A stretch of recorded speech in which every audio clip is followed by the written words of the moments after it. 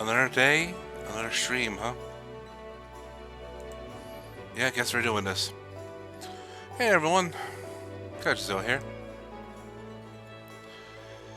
Today we're doing another level. No, wait, we're not. We're not actually doing leveling today.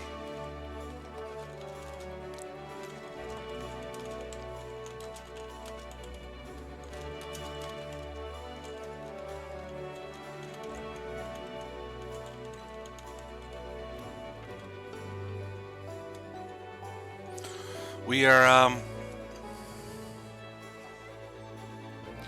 we're gonna be going through the Moonfire Fair Festival of 2025, which is a special event.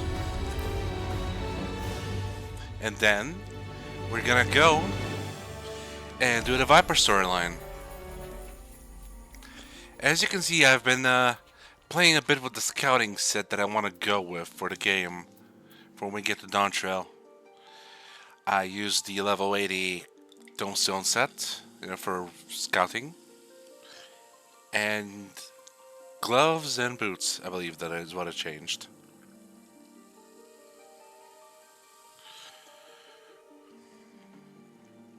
Now we're already in Limsa, so we're going to be starting off pretty easily in this.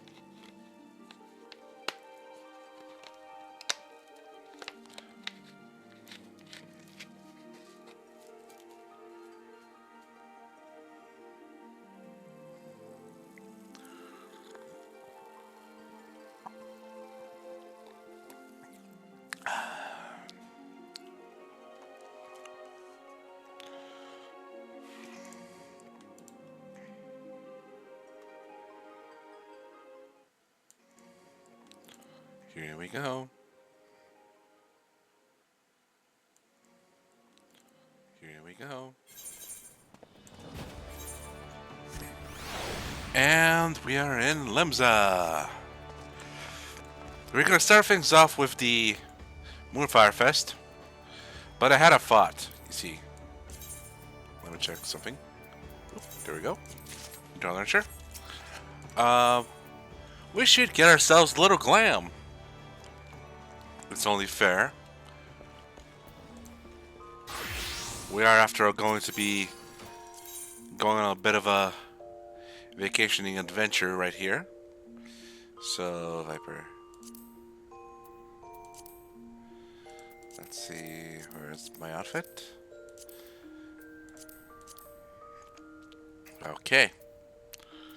Let's see. Where's... Trying to find a good shirt?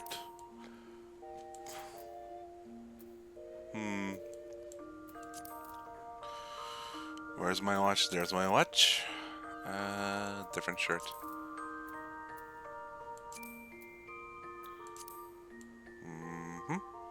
Yeah, I think this is gonna work. Actually, you know what? This one's gonna work even better because this... I was looking for this one a while back.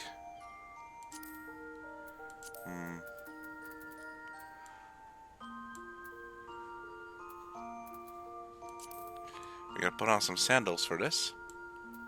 Or... What about the hat? Are we gonna wear a hat?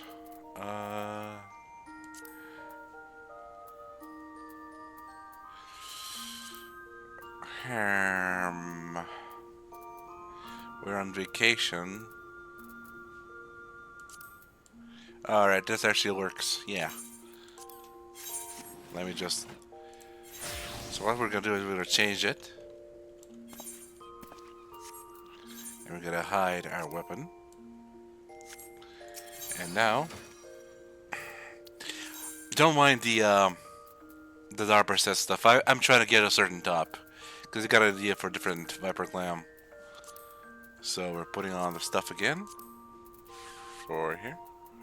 Where's the clip? Stereo? Yep.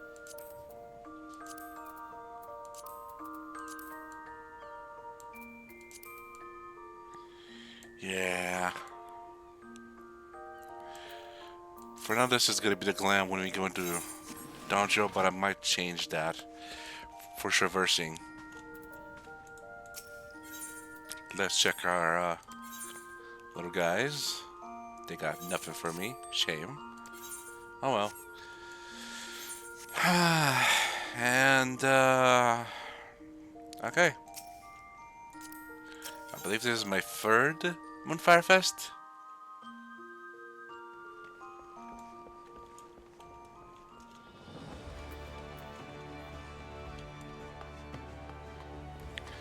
Yeah, this looks nice.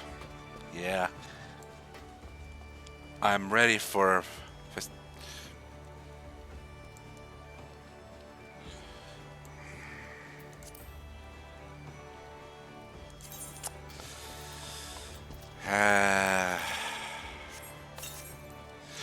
The moment I get out, I swear. It's raining.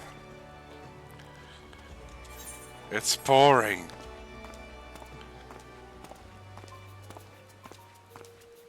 At least we have just music.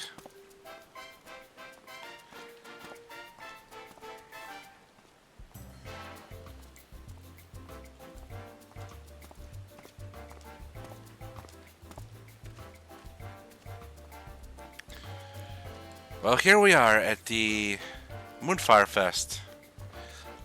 Before we talk to the quest giver, let's talk to the NPC here. Farish Crier. Feel the balmy breeze in the air, friend. Another lovely summer is upon us. That means it's time to celebrate the Moonfire Fair. Should you have any questions on how best to enjoy the festivities, you need only say the word. What is the Moonfire Fair? Several years ago, the Adventurers Guild formed the Cascadeers to combat an invasion of rampaging bombards. The Moonfire Fair was first held to attract new members to the cause. It proved so popular that it has been held annually ever since. Whether the bombards appear or not, it helps spread the word of the guild's activities and generate interest amongst potential new recruits. In charge of the proceedings is the Grand Chaperone, Ermaga. He has decided to have members of the Adventurers Guild demonstrate their courage and physical prowess to fairgoers throughout a series of challenges in Costa del Sol. The event is being held as we speak, courtesy of the ever-generous Master Gigeruju. Your participation would be most appreciated. What is the Queen Lamin? The Queen Lamin is a resort specializing in diversions both watery and cool. Enjoy our luxurious swimming bath, race your comrades down the water chutes, or climb into the cannon ride, ideally before your morning repast. Morning repast, I mean breakfast. Rest assured, Lamin's Coast Guard is standing by to ensure your safety and comfort during your stay. Furthermore, Lamin is the name of a performer, famously known to her joyous singing and dancing. May your stay aboard our humble vessel bring you the same delight. Alright. That is an interesting tidbit that we get here.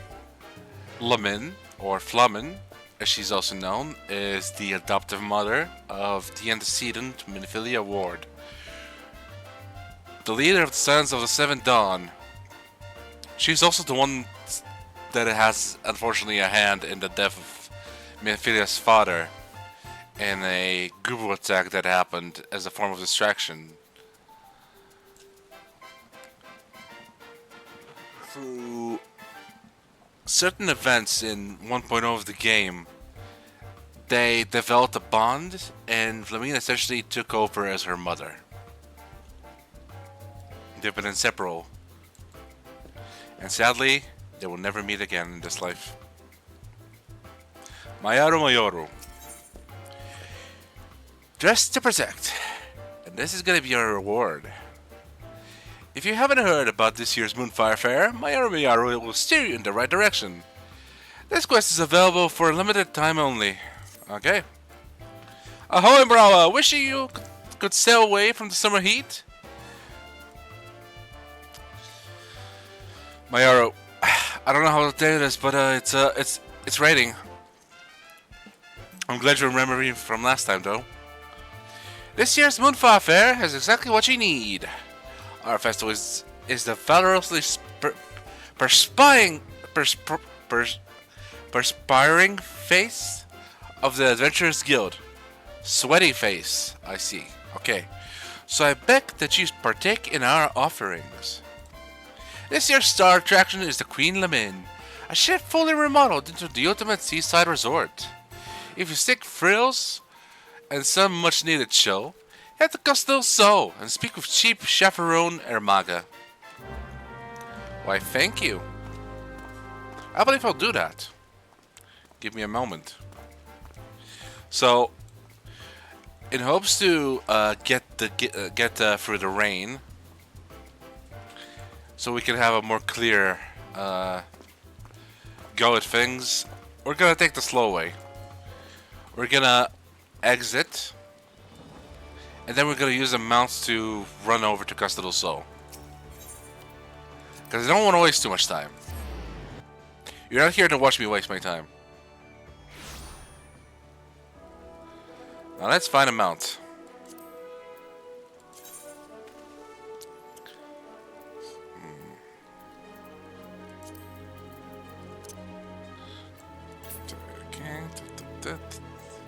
You know, we've got a rich man owning a resort. Might as well start running on something extravagant. Yeah, I ground a lot for this baby. I spent months in the bloody goat saucer just so I could get this thing.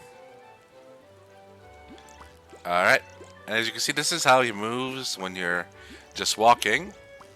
And this is when he's running. So let's run! Yippee!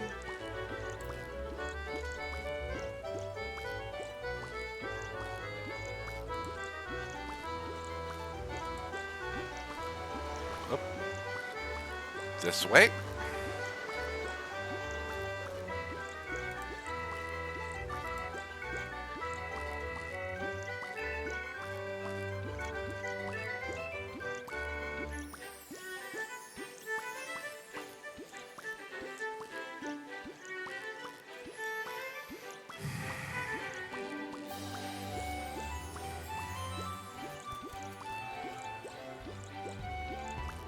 If you're gonna be going through the rain, might as well have some nice music playing in the background.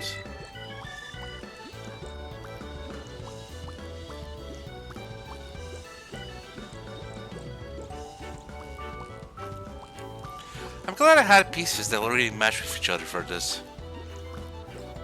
I'm kind of like a Catman Shanks almost. I'm not losing the arm though.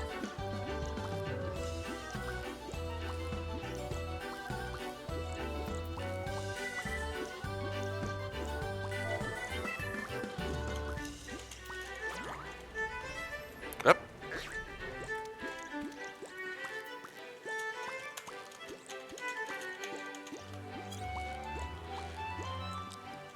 Now this is a big fate that usually requires a lot of people, and it's a kind of tanky one. And of course, it's not Lupus. It's a House MD reference, of course.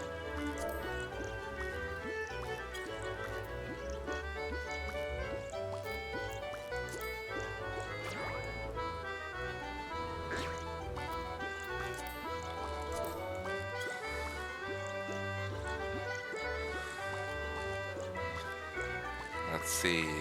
We're gonna go this way. Voice kit from the Company of Heroes. Yeah.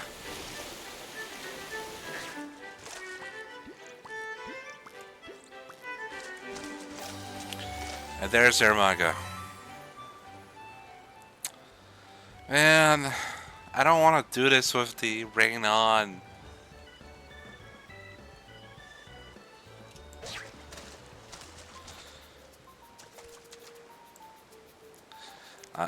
Okay, Stormageddon. Go take 5.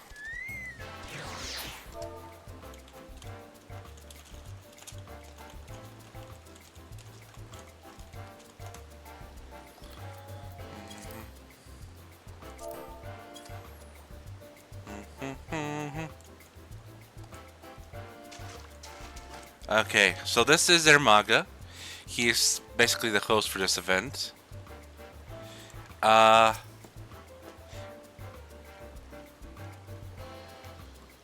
like this guy. He's big. He's bulky. He's got a comfy fit. I kind of want his fit.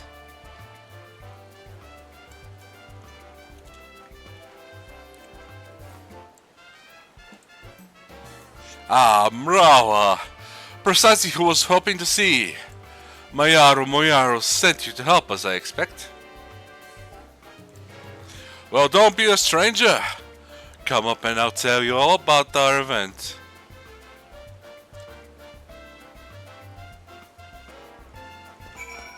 Alright. Are you gonna see something interesting the moment I go up?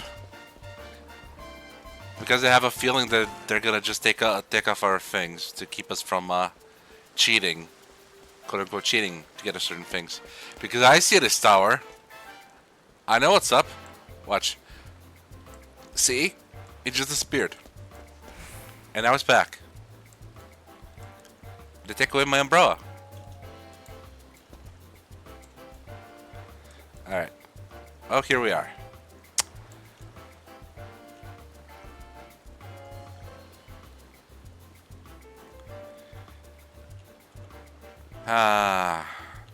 Look at this place. So big, so wide, full of stuff and things to do.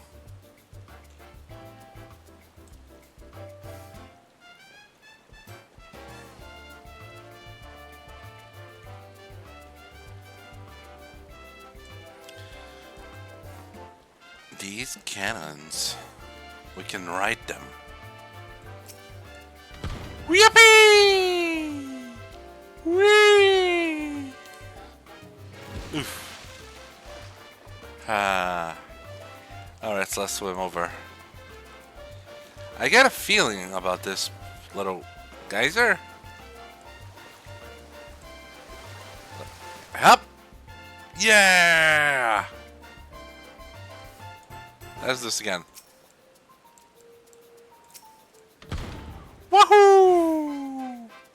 I think it launched me even further. That could be wrong.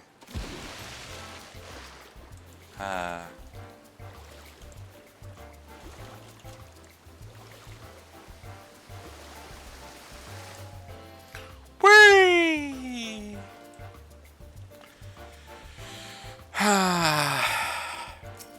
Ermaga.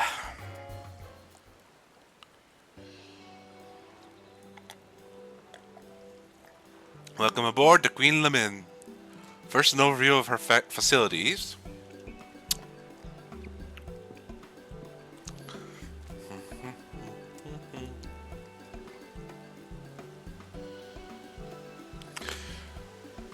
Different colored slides. I wonder if there's significance to that. Of course, people are having drinks and watermelon over there and just chatting with each other.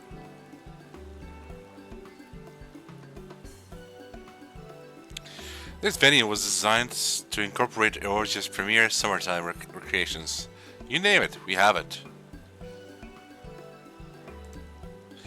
Water chutes, a deluxe swing bath, a performance area, and for the true thrill seekers, cannon rides.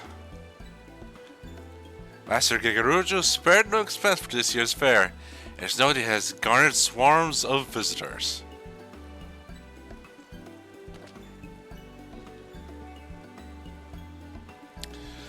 But when we're out on the water, there's no telling when disaster might strike.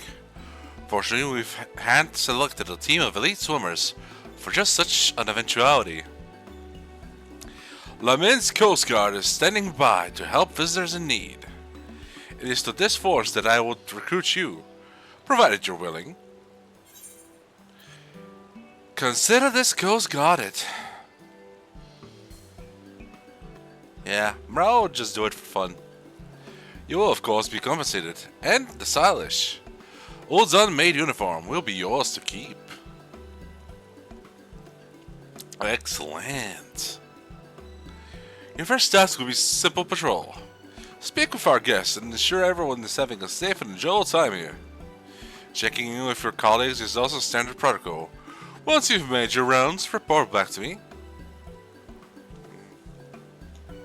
Ah, but your uniform. Ask Probiano, and she'll find one in your size. Hi, Probiano. Here I come. Get dressed and stop patrolling, Guardsman. I'm counting on you.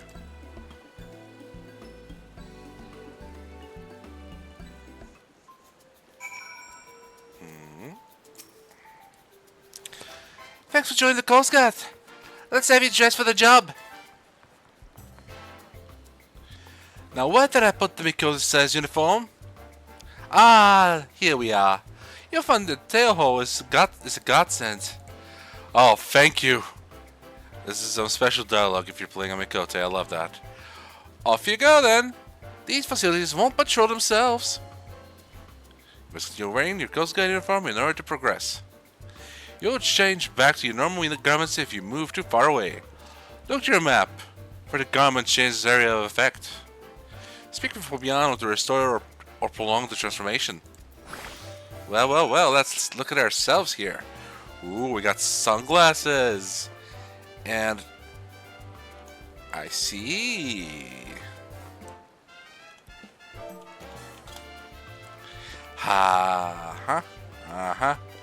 I am reminded of how thin Mikoto men are. But yes, this looks very good on Mrawa'a. It works well with his hair, with his skin.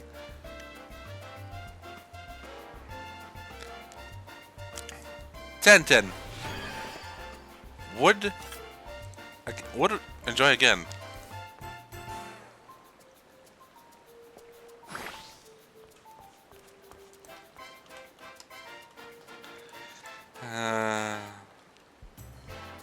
Let's see. Alright, so let's look at our map. Yeah, this is a very wide map. I like it. Let's talk to people. Starting from over here. I can't do this while I'm this guys. Gotcha. Well, I can still dive. Let's go from furthest to furthest. Yeah. Impassioned guest.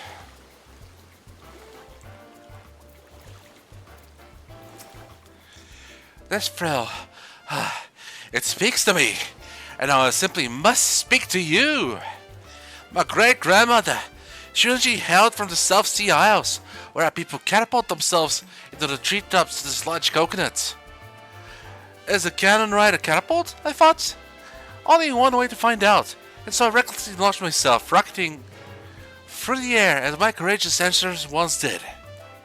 Yes, to honor their memory, I think I'll go another round. Let's go, buddy! Baud Zephyr. Wait, I think I recognize him from a previous year. Baud Zephyr, I believe, was from the Heavenstone event a few years back, where we got the Heavenstone armor. He wore the armor, I think, actually. No, I think that was his reward, and we also got one too. He got a good fortune, and believed himself that basically he would be good with it. But unfortunately, he was not good with it. And his friend, who had a bad fortune, had more luck. So they had a nice twist to that. Join the Coast Guard, have you? From this spot, I shall keep a watchful eye on our cannon riders. And in such comfort, here in the water, this magnificent uniform is as a second skin. The artisan who stitched these is mistakenly a master of their craft. When I have the opportunity, I should very much like to thank them. Let's ask him something else. Thank you, Master Artisan, wherever you may be. Guess you don't want to talk about Evanston, huh?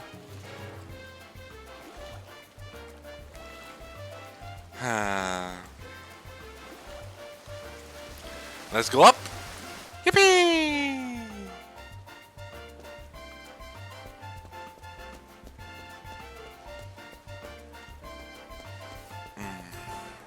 I wish it wasn't raining. Hmm.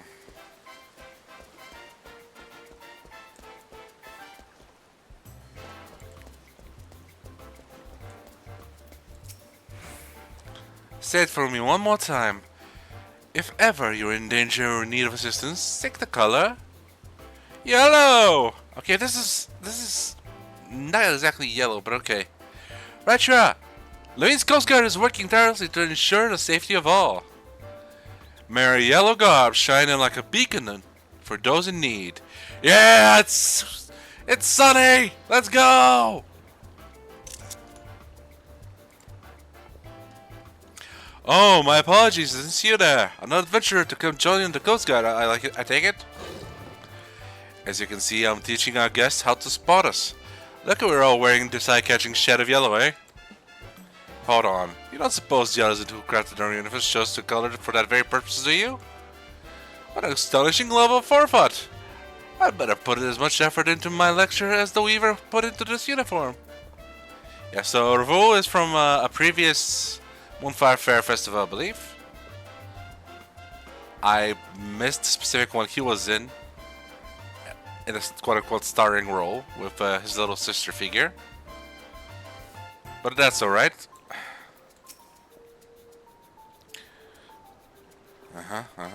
Yes, I'll make sure of that. Hey, Ramaja. Those uniforms sort of look like the yellow jackets of Philip's Elementa. Are they supposed to? I don't know, probably. Anxious as I am to see what's aboard the Queen Lamin, I'd be a fool not to listen to the Coast Guard's lecture. Safety first, as they say. That is wise. That is very wise.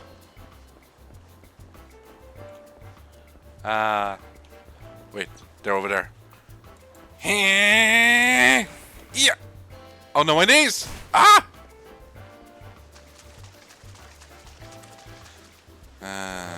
Consent guest.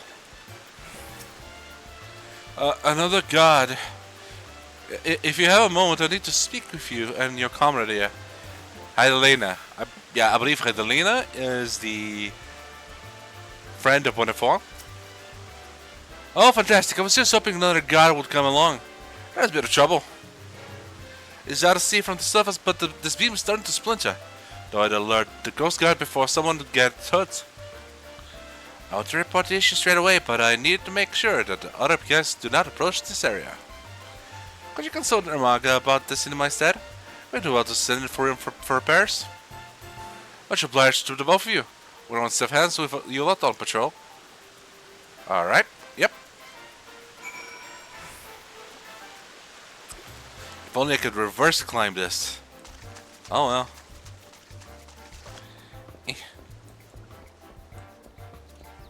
Come on, Starbird. Away.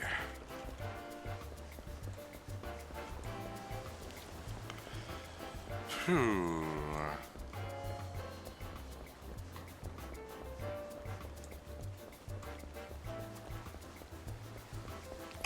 Or Mago.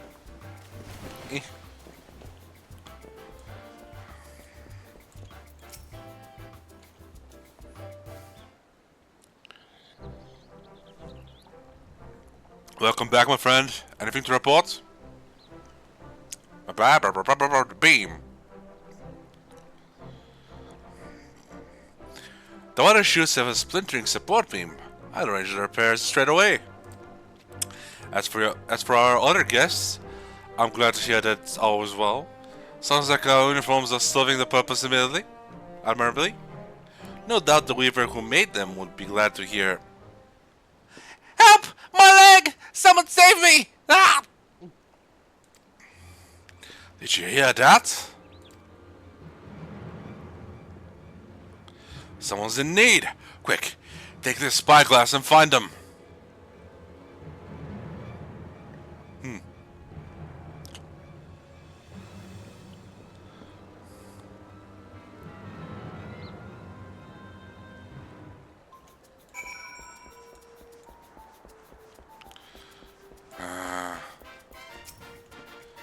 Hurry! Time is of the essence. Okay, let's find them. Alright. Search your surroundings for the distressed guest. You may move the camera as well as zoom in and out. Target an area inspected with left click. Okay.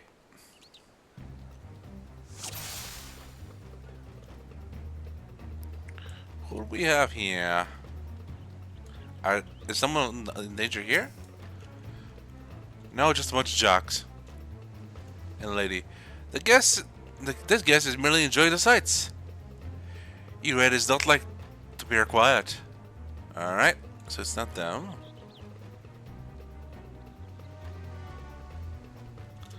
It's not but of one has lady friend here.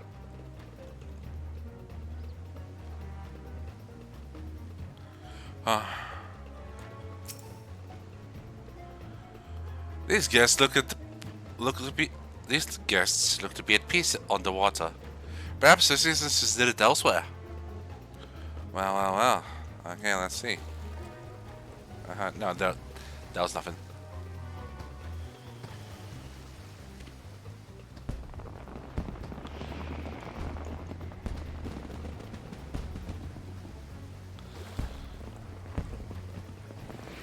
Wait a second. A lone guest floats face down in the water. She needs help!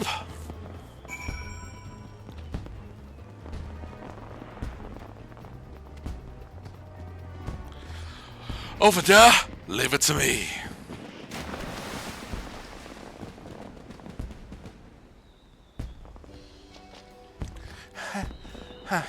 Phew. Who knew this thin fabric would feel so heavy in the water? Should have thought to wear a uniform myself.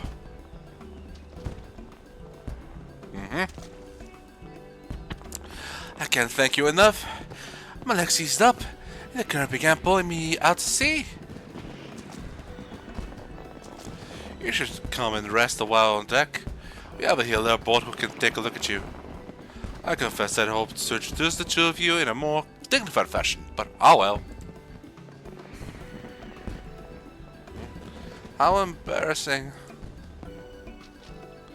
Enrolled, let's return to the Queen Lamin. I'll explain everything there. Alright.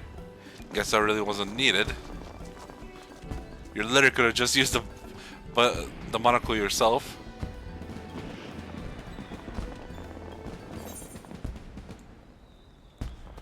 Okay, let's go and finish things.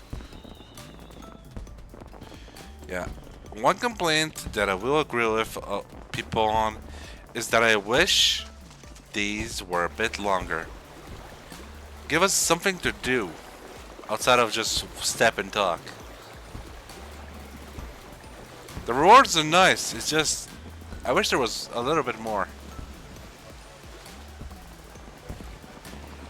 I wish Square took the devs more seriously for this game. This is literally their most famous game right now. Even more famous than the remake of 7, 16, 15, 14, 13, not 14, this is 14. Everything's going dark here. Look at how things change. Yeah.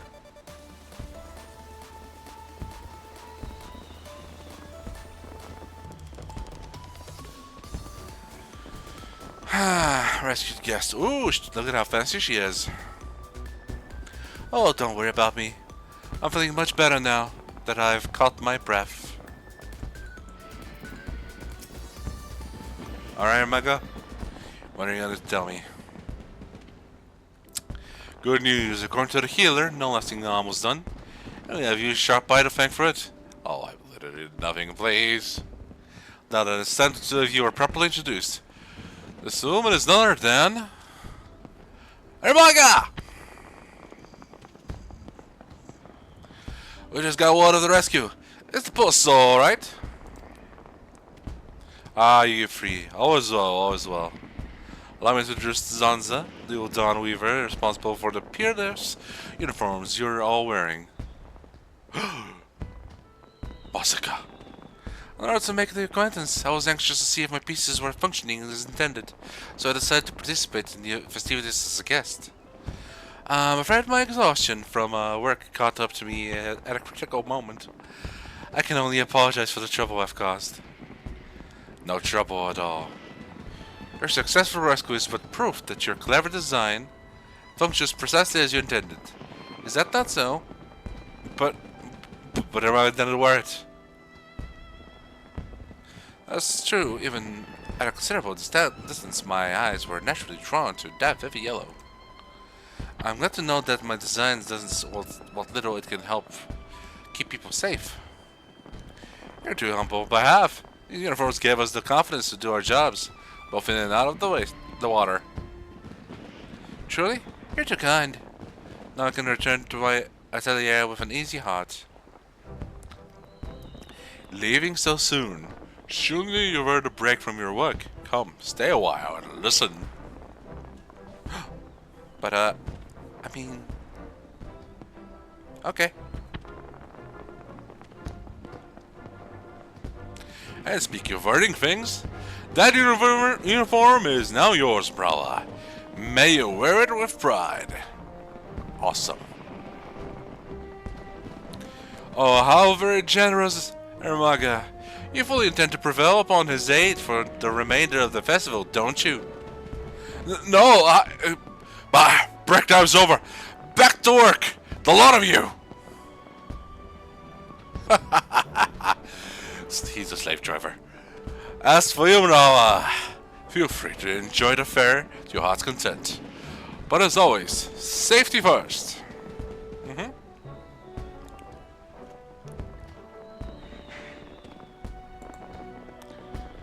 There we go. And that's the event. Of course, I say that's the event, but there's more to it than that.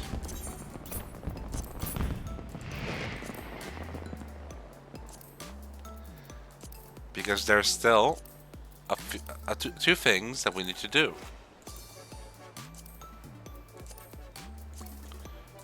The first thing is go over here. Nyom.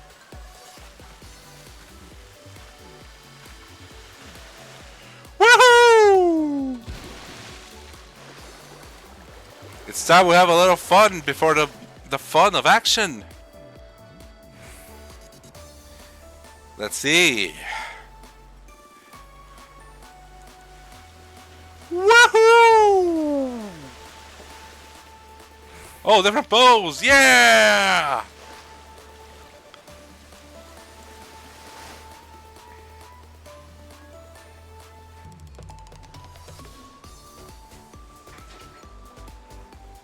Yeah! Oh, hey! Woo! Yep! Whoa! My sister's been following me like a shadow all day long. Someone's got to make sure you get your work done, she said. Can you believe it? Admittedly, my adventuring duties have kept me rather busy of late. Now that my shift is over, I see no reason not to spend some proper time with her. Ramaja. I've had full speech so many times, I can recite it all by myself. Does that mean I can join the god too? Sure! Why not? You're like what? 5, 7?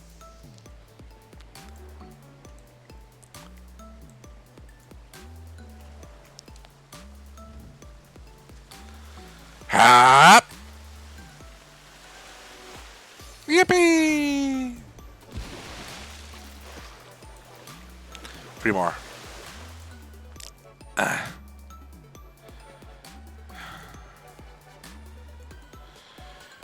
Hello again. Yeah! Whee!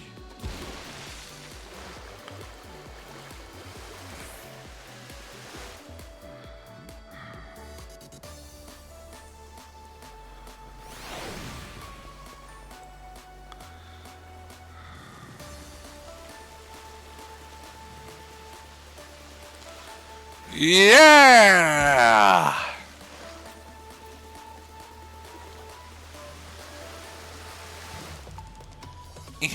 One more. One more.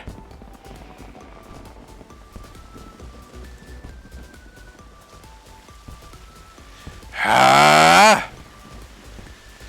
Yahoo! Yeah. Let's look around for the other Coast Guards.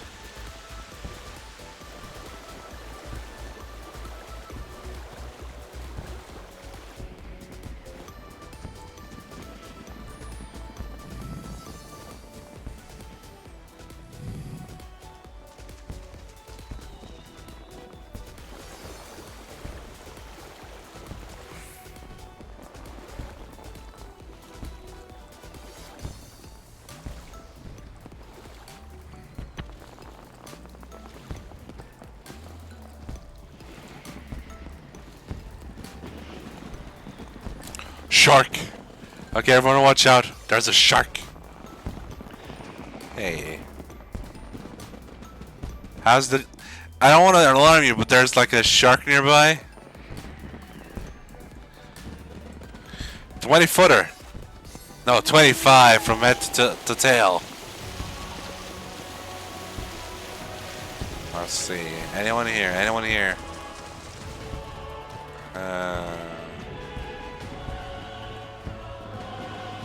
Maybe they're on the ship. Let's look. Ah!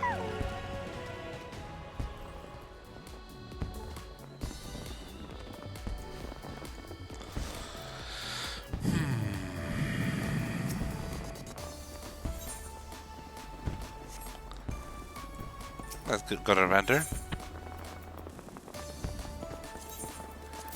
Gonna grab one. Yeah! Pour the font. Ah, my shift is concluded. I intend to swim, dance, and frolic to my heart's content. Starting with the cannon ride. Okay.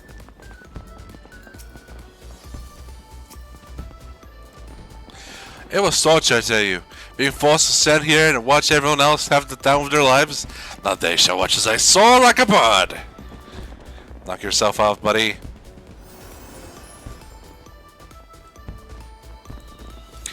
Alpha and Omega! Let's go, buddies!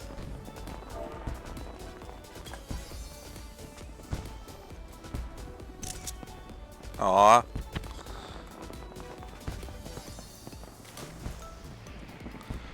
I'm glad my boys are okay. And would you look at that? Now that we've completed the Moonfire fair, we got special stuff like the Lopritz here, dancing away. And Alpha and Omega. There's bound to be other NPCs around, huh? Let's look.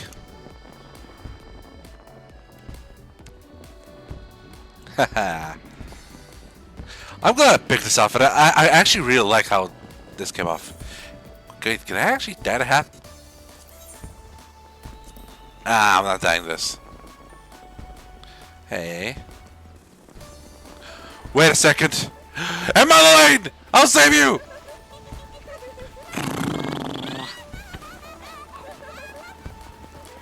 Oh dear, the benefit looked painful. Yeah. No, not much of a contest, was it? Yeah, so poor Emmeline gets a horrible belly flop and is KO'd. We have Emmeline and Laura from Evans Ward. And Emmeline's business partner, quote unquote. What was his name?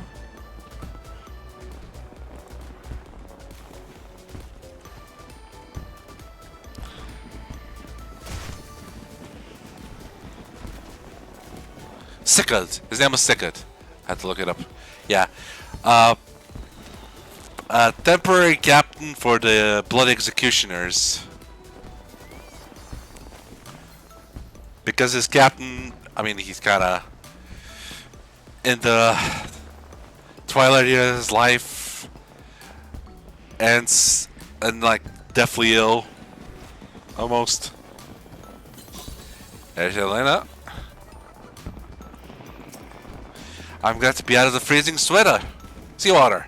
Don't sit back and relax. For God's sake, is that blood of want lying up for the cannon ride? I'm gonna need a stiff drink. So much of my life was spent cooped up in a workshop. When it comes to recreation, I fear I am woefully out of my depth. I considered the cannon ride, but Armaga seemed to think it was too soon for me to go swimming again. I suppose he's right. Yes, I think I'll be satisfied simply bearing witness to the merriment. The memory of the day shall re-energize me during even the most complex commissions. Okay, I think that is everyone. I'm not seeing anyone else. So let's do some climbing, shall we? First, we're gonna do this. And then the more complex one. Then we might take a little break, but only a little. Okay. Let's see. Can we make it to the chocobo? Ah! No! Ah! I don't think there's a reward, but still. The thought of doing it is entertaining.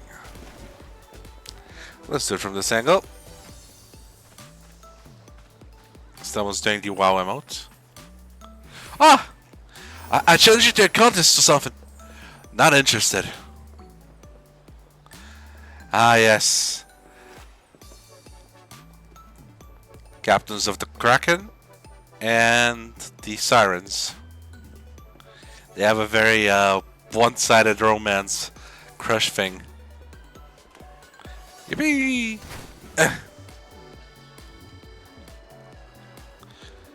Nearly at it. You and me both, buddy. Okay, let's do this one. As we can see, people are falling. Someone hasn't recalled their chocobo. Nope. Up. I should probably turn off the jog, but I'm gonna need it in a moment. Might need a running start for this. Okay.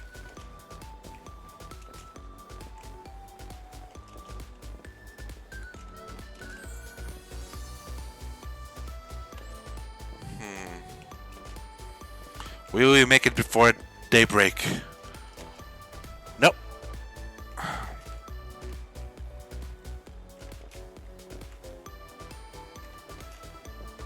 Oop. That was a little scary.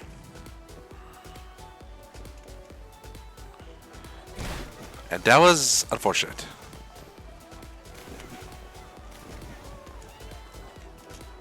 Well, this is the first we got it so far. No, ah!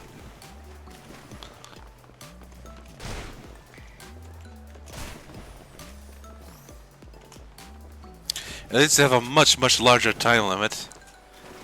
And a month.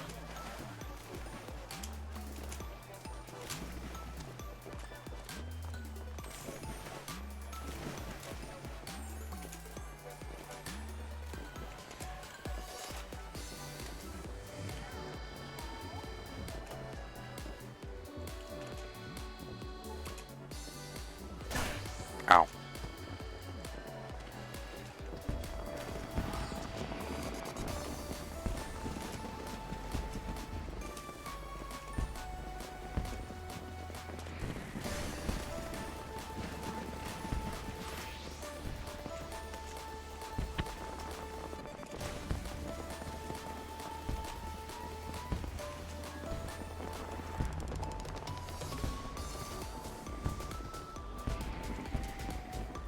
Damn it, no.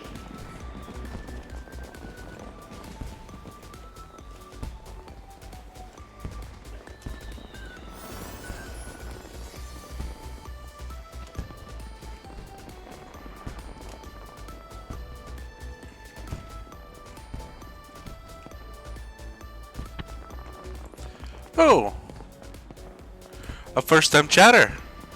Hey there. Thank you. I'm I mean, it's been going alright so far. We started with a bit of rain, but it cleared out. I mean, rain in game, not not outside of the game. A little rain would be good actually for today. Just trying to climb to the top of the tower here. I should.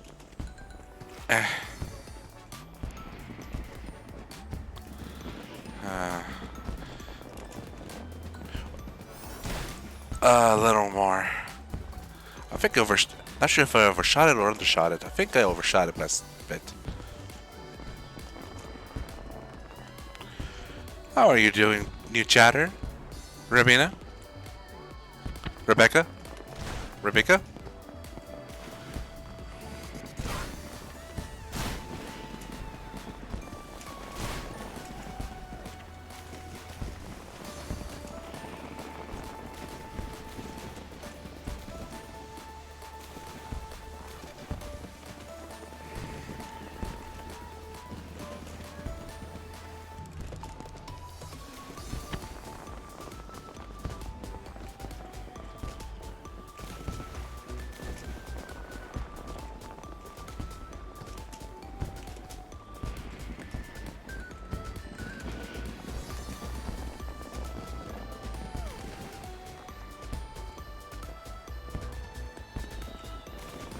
That's cool.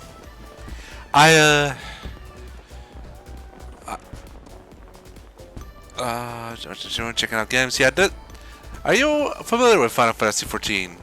Because this is a very big game. This is essentially 6, 7 games in one. Ah, dang it. It certainly takes a lot of time to finish it, even if you just skip side content. Which you encourage actually to do, because there's a lot of fun callbacks to everything you do. Ah! Whoop!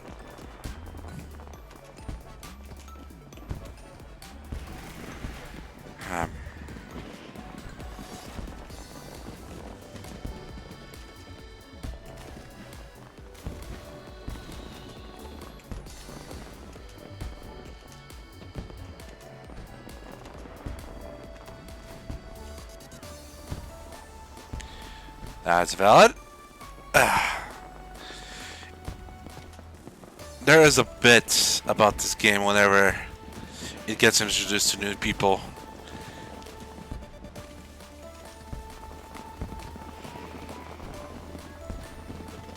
Let me see if I can find it. Here.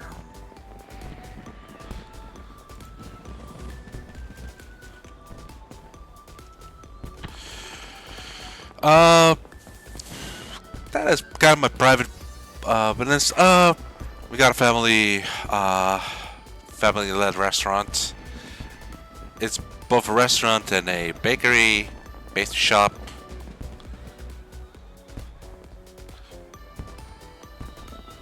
I mostly have free time, however.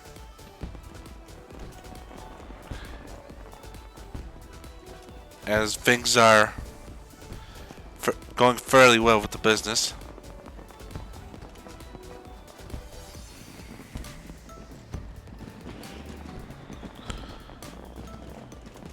So get to focus on stuff I enjoy doing, like gaming. And I used to draw a lot, but I don't know, lost my spark. And I'm gonna seek out to find it. Actually,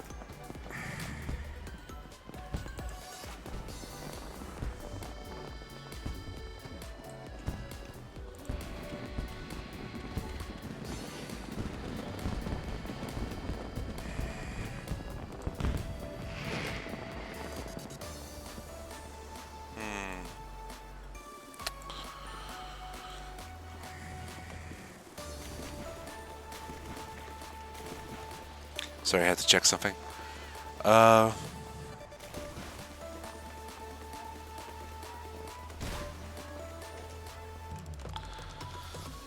Nice to meet you too.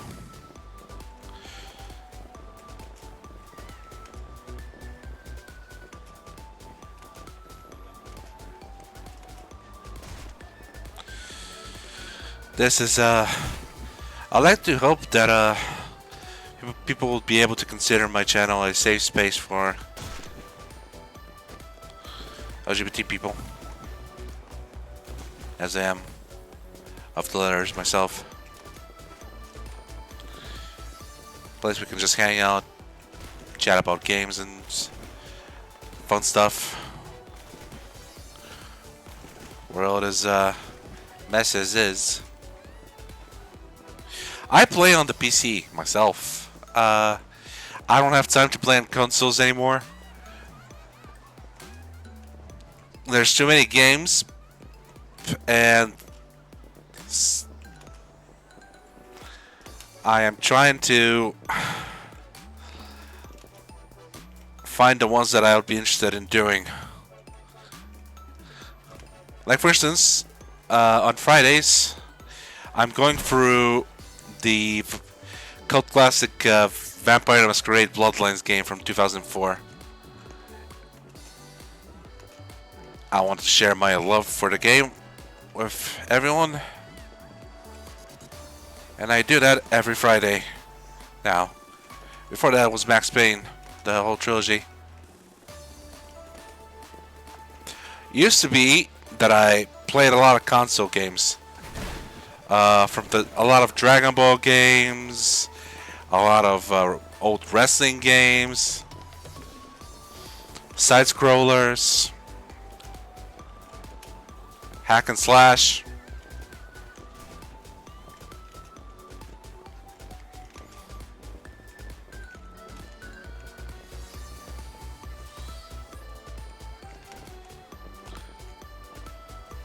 But yeah, I prefer to play on the keyboard most games, unless the game in of itself. Oh, thank you! I much appreciate that. I much prefer playing on keyboard for most games, especially if there's a lot of buttons and actions that require my attention. But certain games, like say, if it's like a hack and slash game that requires, that does not really require a mouse input. Heck. Damn it.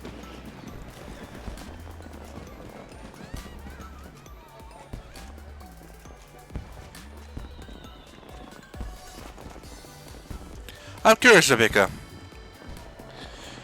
Are you a gamer yourself? Or just someone who likes watching people?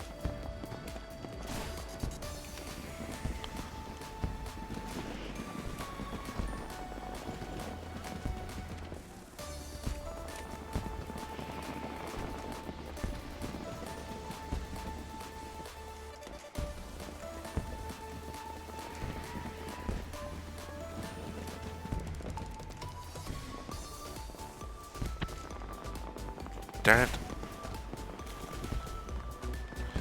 Yeah, I am trying to keep a consistent schedule. 3 hours per stream.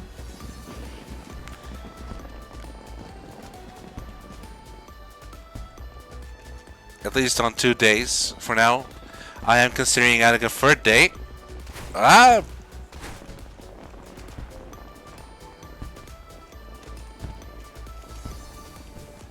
I'm not sure what I would play on the third day.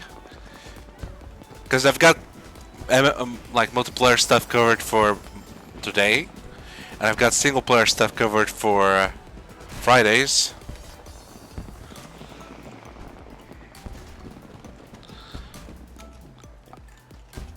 I'm worried if I add more on my plate, I'm gonna kinda miss something.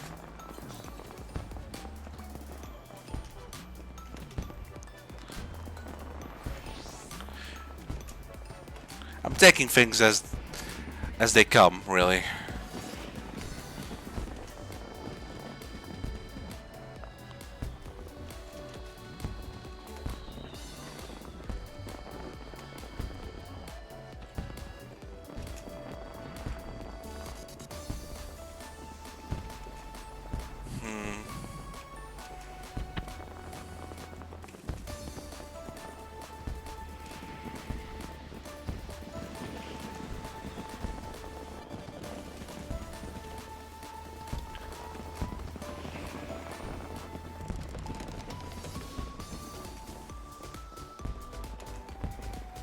Uh, okay.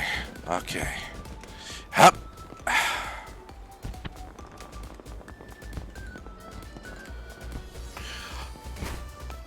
I was okay. I guess I put a bit too much of that jump. It kind of slid me over it. Wild.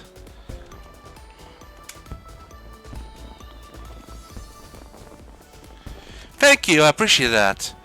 As I said, I will be streaming at the same time as today on Friday, wherein I will be going for a cult classic RPG game from 2004. It's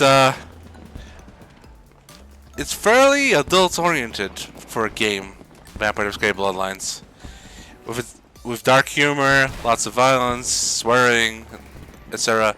And plus, I mean, it's got vampires. It's bound to get bloody. But I like the game and the story, and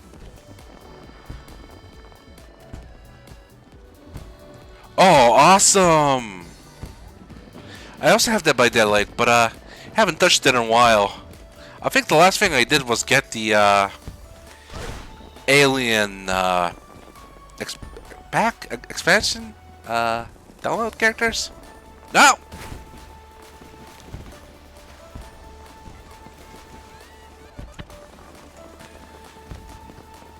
I've learned that I much prefer playing the game with friends than I do on my own. Unfortunately, I haven't been able to catch my friends playing it and join up. Well, come on. I'll do this. I'll make this happen.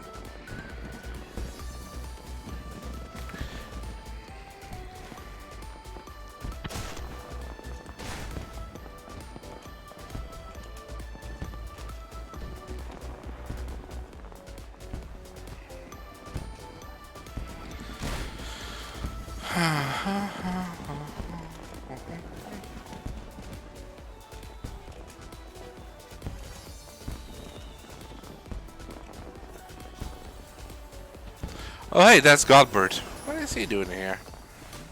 Shouldn't he be traveling?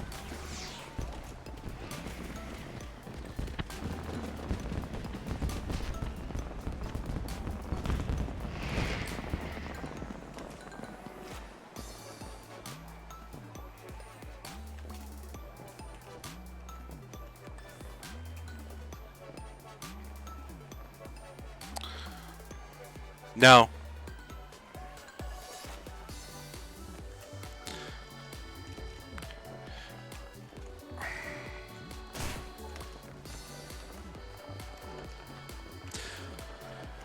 I was afraid you were going to ask me that.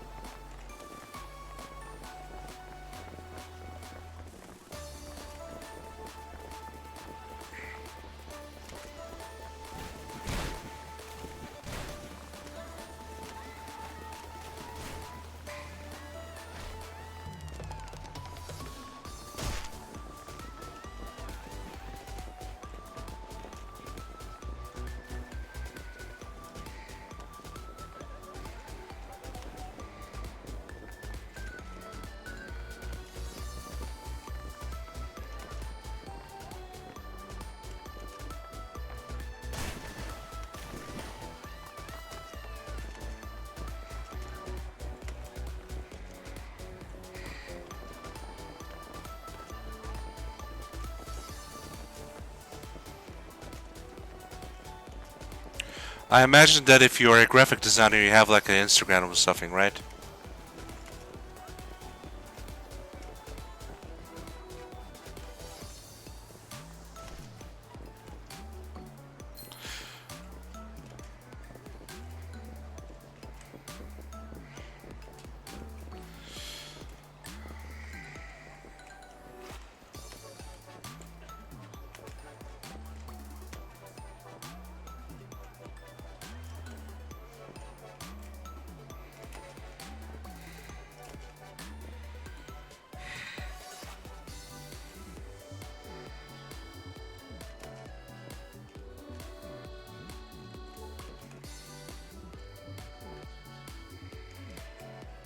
Let's see.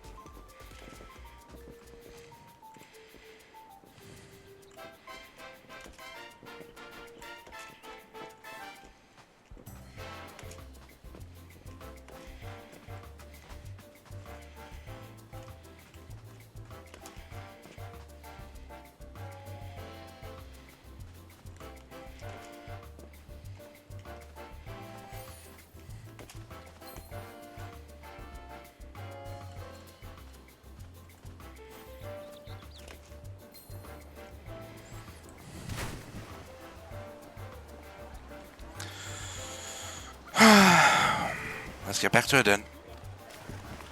We got a very close chat.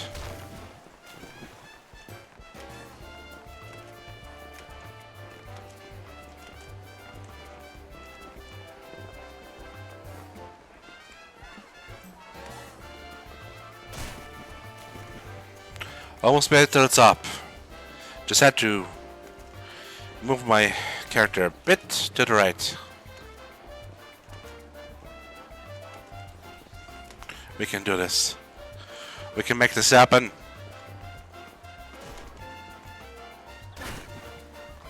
Rebecca, I've got a question for you.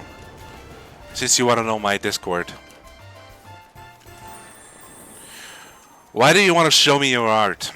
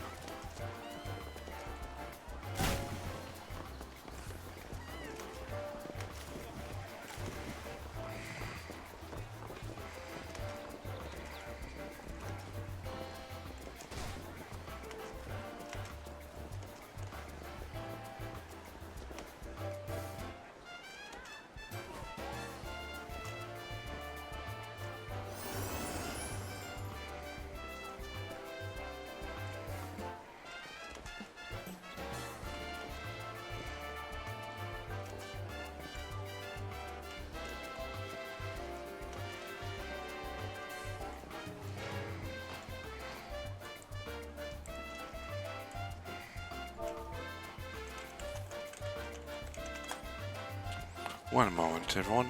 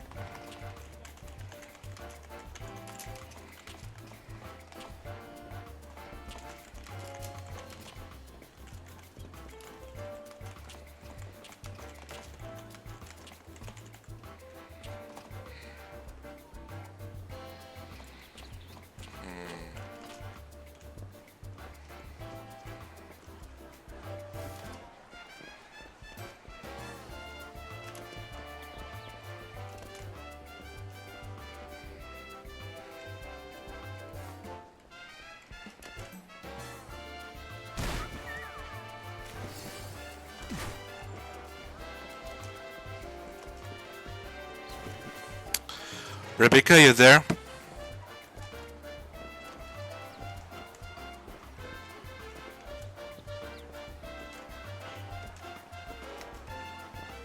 I'm concerned because I said a few things you haven't really answered.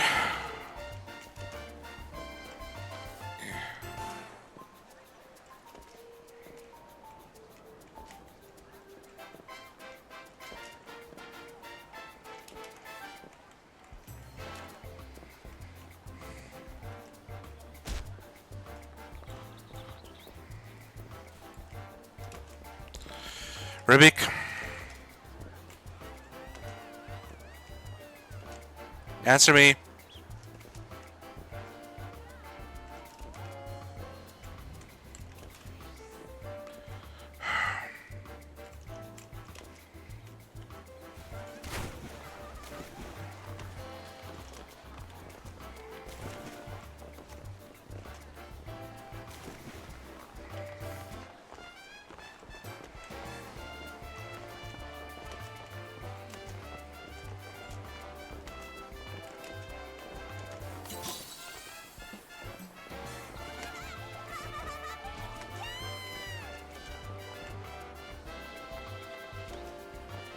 Why do you want me? Why do you want to show me your art, your professional graphic arts?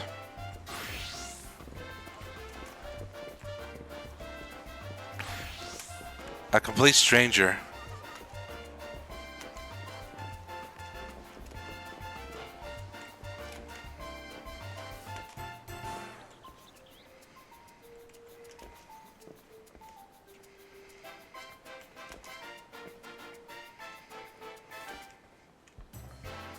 Damn it!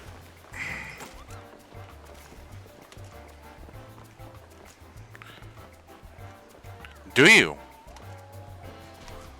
What's your important work? I'm curious.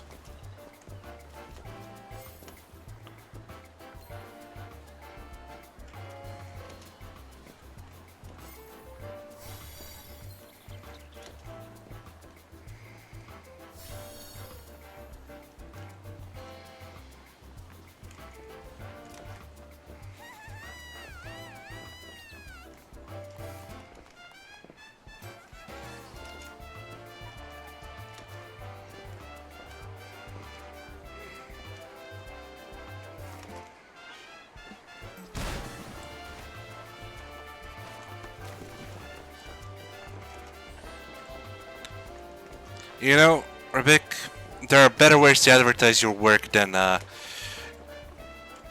going to a random streamer's channel and offering them your art.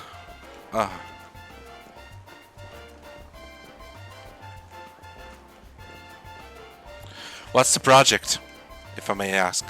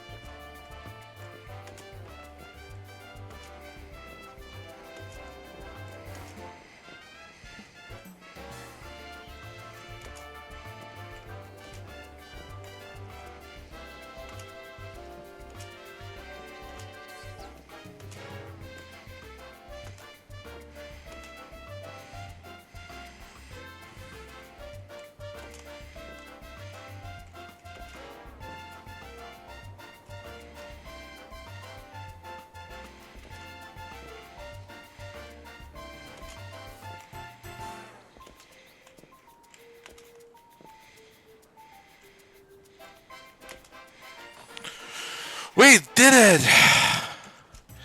A freelancer, huh? In graphic design? Is that what you... Is that your freelance gig?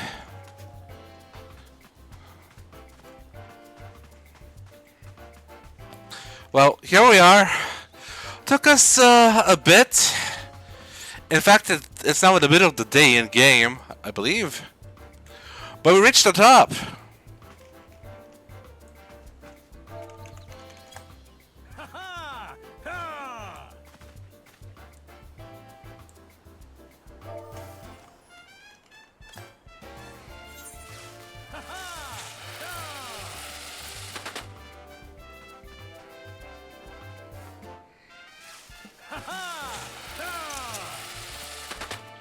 Okay, this is enough. Oh, okay. Man. Wait, you can get up there? How?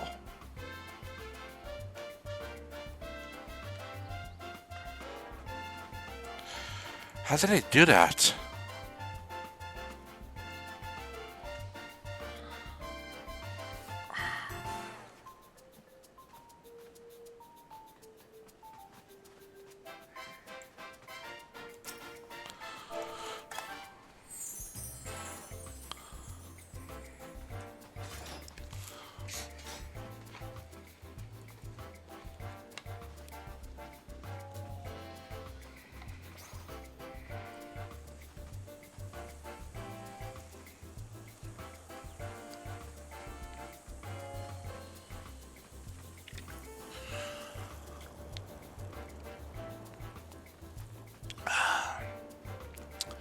We made it to the top.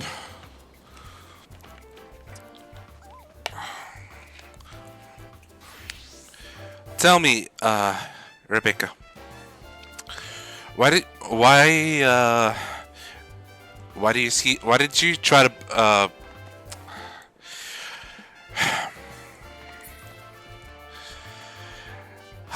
have you tried this before with another person, with another streamer? You know, start off simple. Hey, how's your day? Hey, I'm a first streamer here. Hey, what games do you play? Hey, da, da, da, da. And then, hey, do you want to see my work? I'm a graphic designer. Because I'm curious. I'm genuinely curious. Ooh.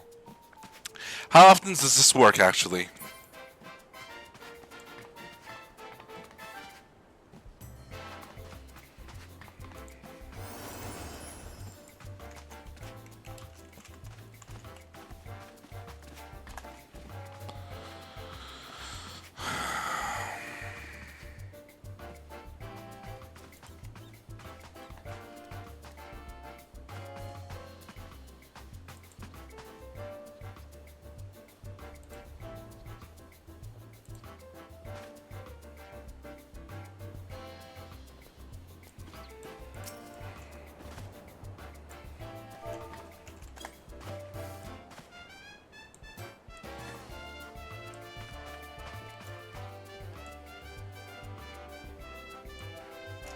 And I don't mean to be rude by asking you this. It's just, if I had, let's put it like this.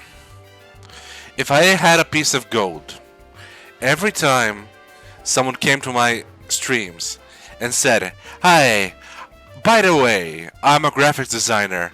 Do you have a Discord? I want to show you my art." I would be very rich right now.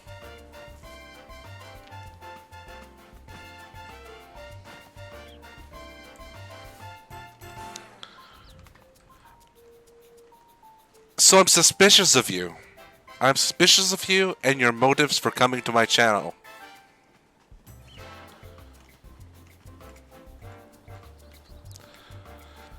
Okay. I'm gonna send us downwards.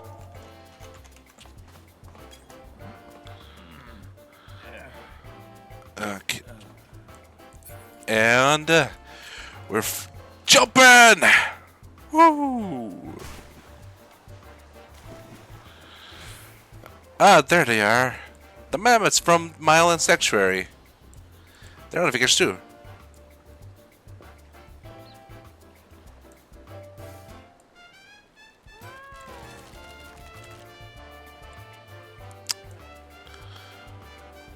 Yes, you said you played Dead by Daylight already.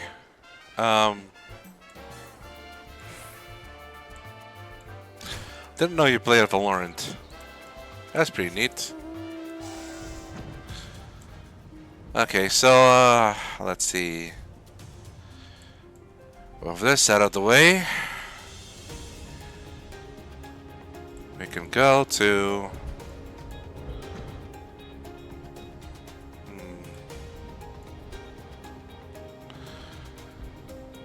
we're gonna fly back to Lemsa.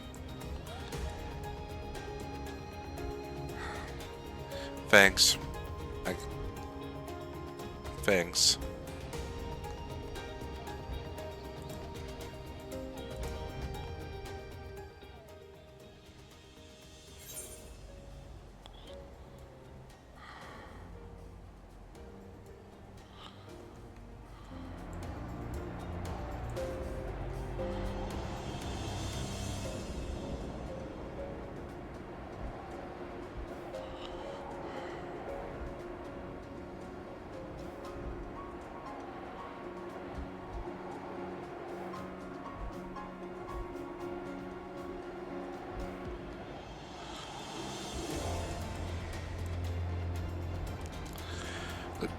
I'm still going to be going for about another hour and a half,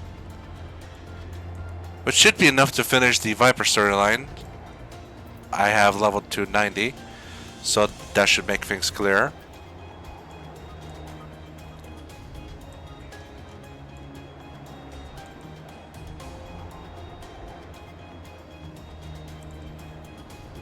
Oh wait, I almost flew past the city.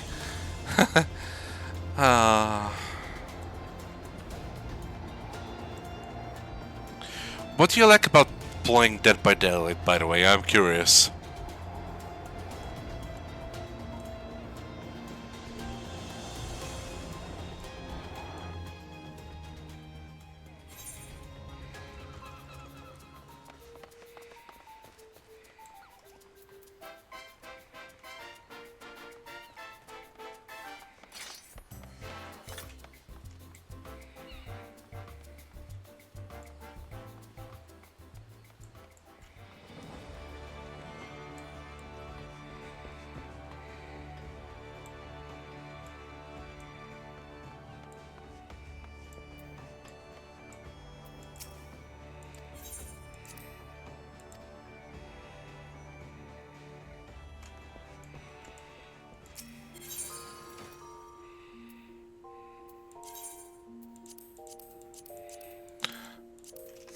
Oh, actually, this is where I should put them. They'll be much safer here. Yeah. I wish I could store all my artifact armor in there. Unfortunately, they don't allow that.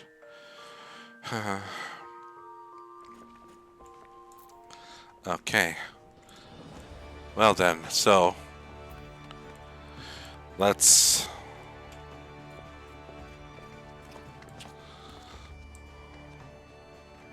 transform.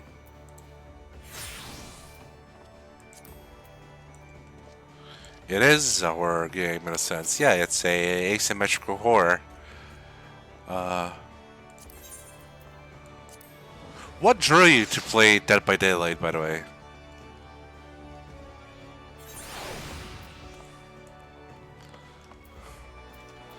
Ah, I see. I see. I do like horror games. Okay, we're gonna go to the Goat's House first. Do you have any particular role you like to play?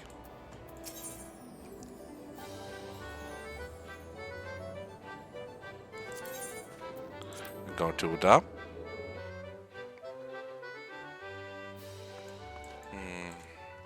Let's take the hat off. We don't need it for now. Yeah, I switched used to have the Shiba Inu scarf, but I switched it for the Wayfarer piece. I just thought it looked a bit better. I figured since sharing the same type of armor, I could focus on this. So we're going to actually casting strip.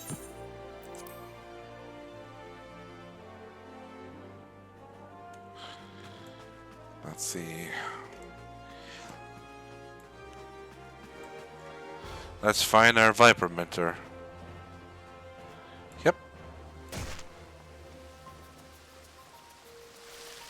He's over here. So yeah, what do you prefer to play in the game? As the killer or as the survivors? I prefer being the hunting killer myself. I typically play Michael Myers. Alright, Fangs of the Viper. Keshka wonders if you have what it takes to master the art of the Viper. I mean, I'm level 90, so I guess I'm pretty good. Well, you sure look the part. But do you feel anything from the soul crystal? I feel the soul of a viper within me. I knew it. Sounds like you got what it takes to be a viper. But the only way to know for sure is to put the new skills to the test. For that, we'll need prey. From what I hear, you adventurers have got your own guild. So I'm guessing the folks there know the best spots of hunting. Let's go see what they can tell us. I like Keshkwa. I wish his face options were available for other Highlanders. Square. Eyebrows now.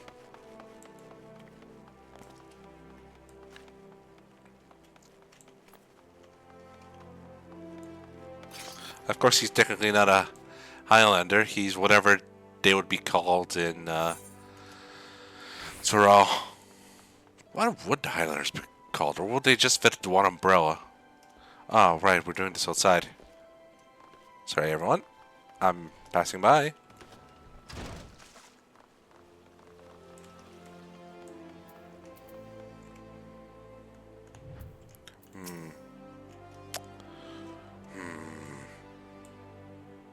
Okay. If you're after the predators, try spawn this basin.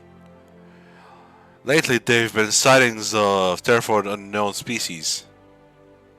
Those that slaughter anything that moves, including travelers. What's worse, they walk packs. Even the adventurers hired to kill them ended up meeting a sticky end. Ooh, that's rough. Hey, Keshkwa. How's it going? Are you talking to the boy over here? What's up, lad? I already said I don't know anything about beasties. Who are you, anyways? You got a lead already? Maybe there's something to this whole asking around thing after all. Critters not from around these parts, you say? Either they got chased out of their usual habitat or they were brung here. Either way, that's bad news for folks unfortunate enough to cross paths with them. The hunting of Tyrell is the Viper's most important duty. But that doesn't mean we turn a blind eye to the lesser threats. Next stop, Spanish Basin. Ciao, kid.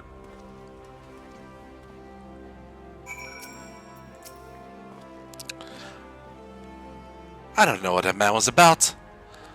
Who'd want to go looking for monsters anyway? A monster hunter, kid. A monster hunter. Cues the theme. Oh, that reminds me, I still need to get the Rathalos mount. Alright, let's go to Keshkwa.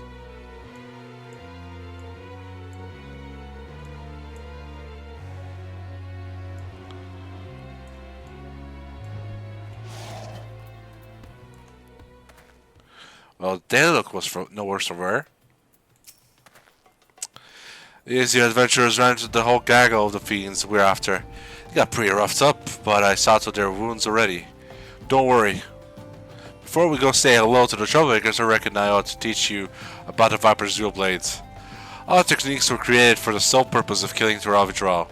Most of them are meaner varieties of things you might encounter in the wild, often with special powers to boot.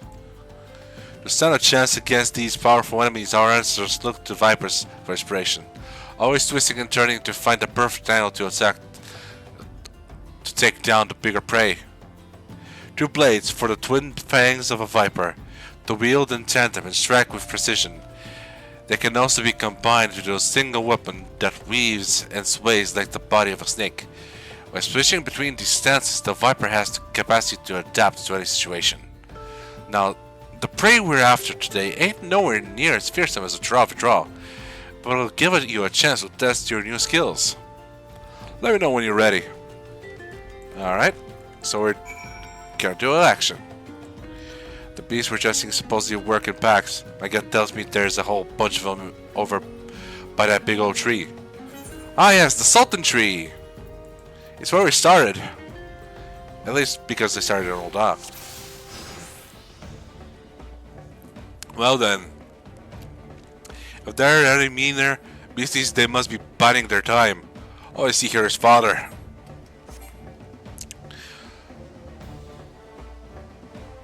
Don't practice your new skills, they'll do fine. I'll stay out of your way and give you a few pointers.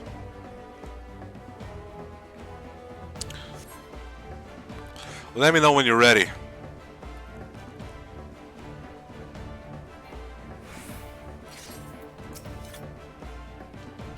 Let's start with the basics. There are two stances, Dual Fang and Viper. Dual Fang means wielding your two blades separately. Start by using either Street Fang, Steel Fangs, or Reaving Fangs. Then press the attack. To finish the sequence, switch back to Viper and hit him with Death Rattle. Of your Dual Fang weapon skills, Steel Fangs and Reaving Fangs, their icons are... yeah. Okay.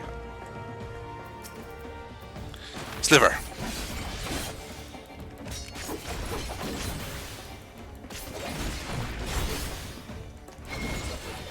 And Death Rattle. Not bad at all, these techniques are some of the most important tools in your kit.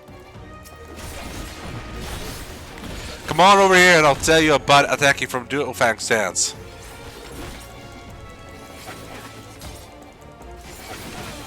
In a second, Cashwell, give me a moment.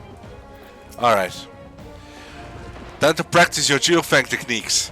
Start with an opener, follow up with a second, then pick one of our 4 finishers. Flanking Strike, Flank Spain Fang, Instinct Strike, or Hind Spain Fang. As you can tell by the names, each finisher works best from a certain position. But don't worry about that for now. Just give them a try. Give them all a try. Okay?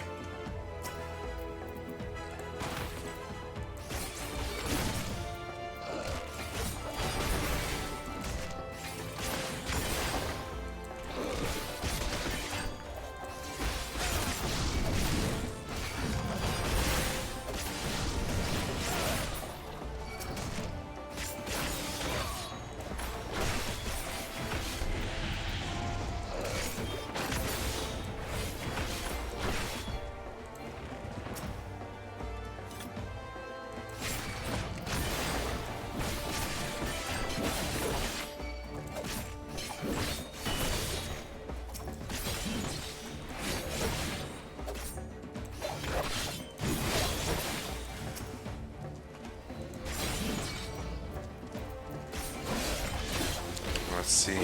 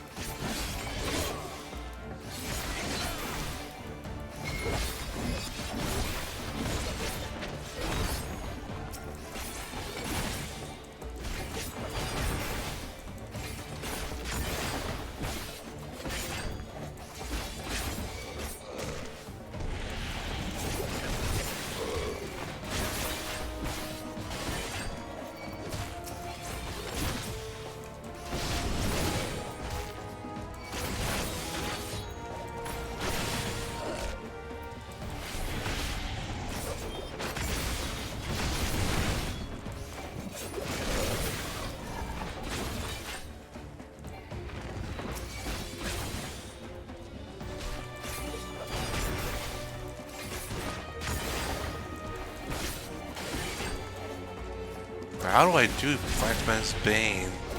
Or Fang, actually. Fang's Bane.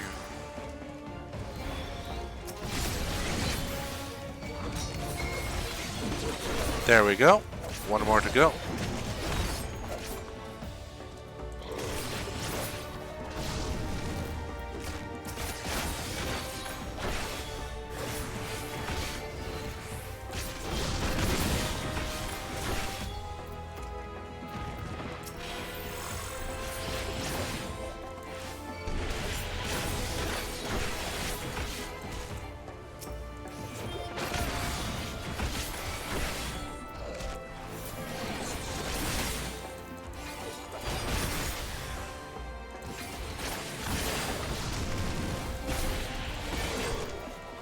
How do I do this? I'm a little lost.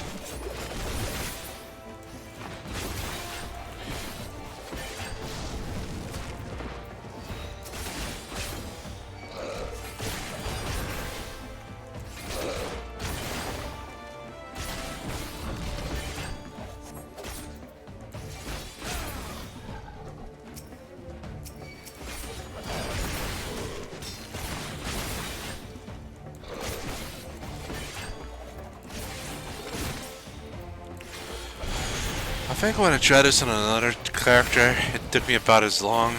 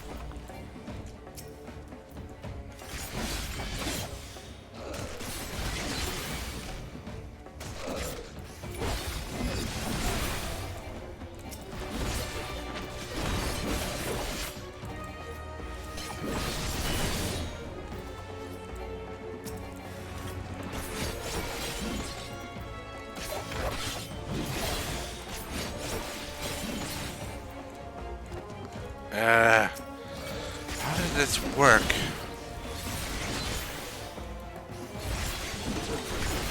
Maybe having trouble here.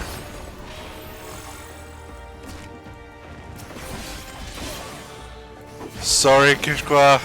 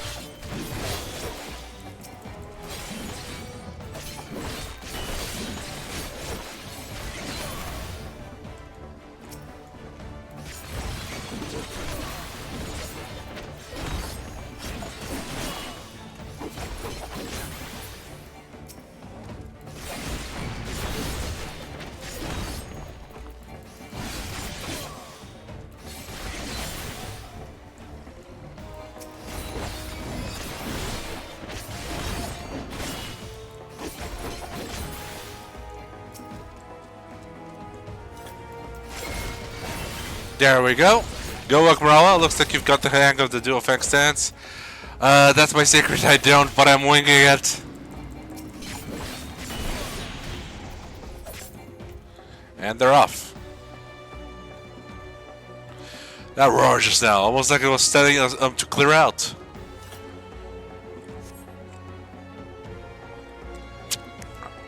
There's a big old bastard waiting in the wings. Now it's sent us to get to for a position.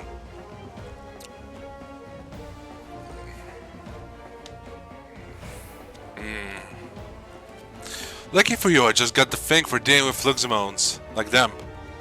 Lumuxes like them. I'll tell you all about it when you're ready. Alright, now for Viper Stance, where you're combining your two blades into one to deliver powerful strikes, perfect for tough opponents. Open with Vicewinder, then transition with either Twin Fang Bite or Twin Blood Bite from Dual Fang Stance. Okay.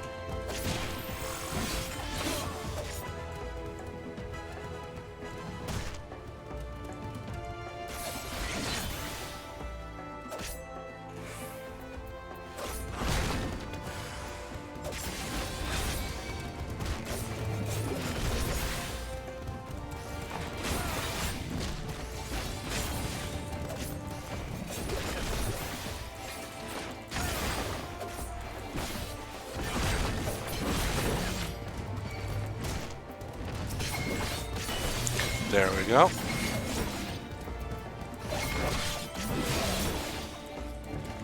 Weapon stance allows you to use your dual blades as a single weapon, but and bring everything you've got to bear. You can even swap back into dual fang stance for twin fang bite or twin blood. Alright, you get the hang of Viper, I'd say.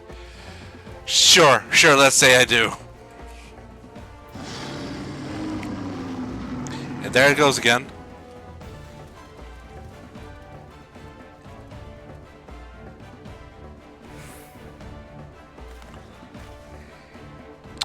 That roar is getting closer.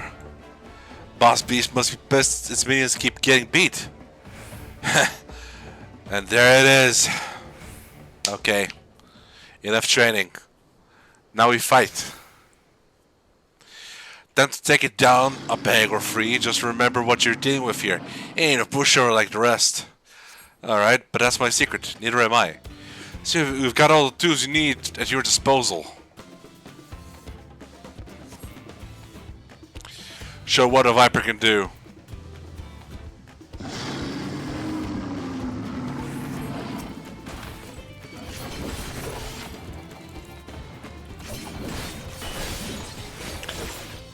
Missed.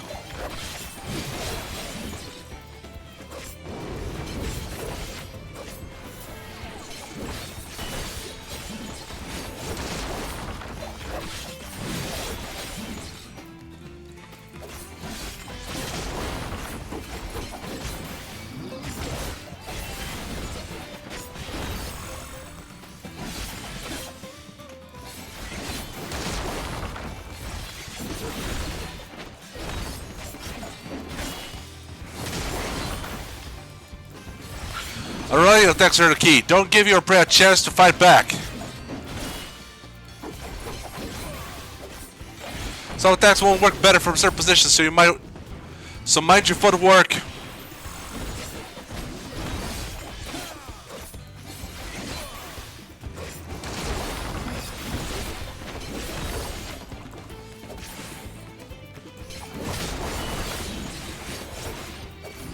Minding.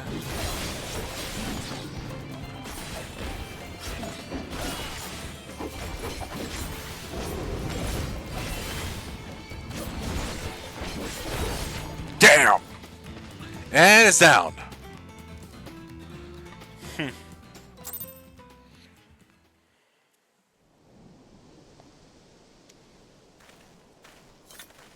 There we go. Not bad at all. Those are just the basics, but your execution was mighty impressive. Since you've proven you won't be a liability, let me tell you about that draw we're up against. Flashback. FFXIV. It's an offshoot of the Brox, a deadly jungle predator, and after a series of mutations, this one's grown huge wings. Worse yet, it's smart as a whip and has a mean streak a mom wide. After learning of the beast, me and my most promising student set off to slay it. Facing it head on seemed like suicide, so we laid it in an ambush. Almost worked too. Almost. We thought we had subdued and made our approach to deliver it a killing blow, but we underestimated the fiend's cutting nature. When we got close, sorry, I don't know what came over me. When we got close, it lashed out, lightning quick, before taking to the skies. I grabbed my brother's arms as he breathed his last.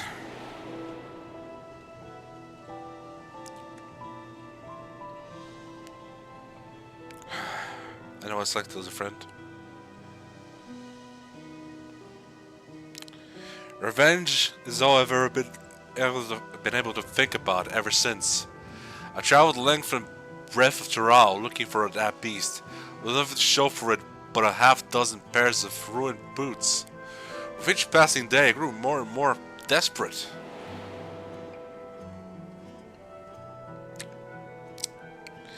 That was until I met some folks who'd crossed the salts on a trade ship from Ul'Dah. They claimed they'd seen a huge winged creature flying eastwards over the ocean. Knowing how clever Kaiju-Z is, I reckon it's gone, in search of a new hunting grounds, somewhere without an established threat like us Vipers. So I bought passage on a ship, and here I am.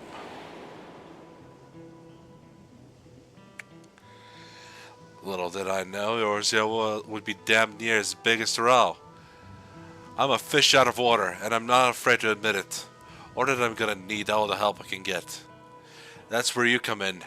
With you on my side, I might just stand a chance of avenging my fallen comrade. What do you say? You can count on me. Thanks. That means a lot. Let's get back to Ul'Dah and see if we can find some clues as to FFXIV's whereabouts.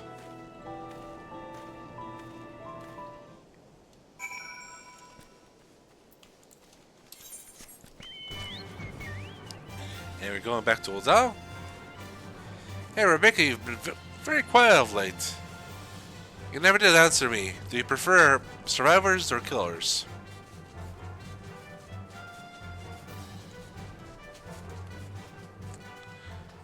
Uh-huh.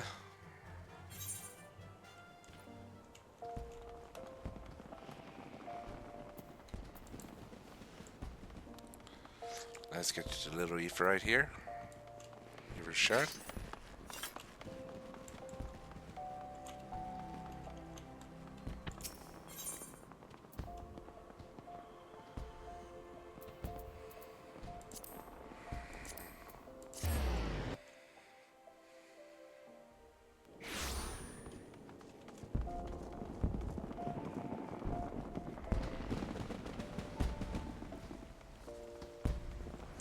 he extends where the Weaver used to be. As you saw, the Weaver's Guild chatting up. As you saw at the Weaver's Guild chatting up, folks, ain't my strong suit. If you're happy to take the lead, I'm happy to follow. At least for now. Okay, but at some point you gotta talk to these people too. If you could ask the locals if they're spotted any strange creatures flying around. As for me, I'll study your technique, see if I can brush up my social graces and whatnot. Oh, that is nice. I don't need. I know how this works. All right, round.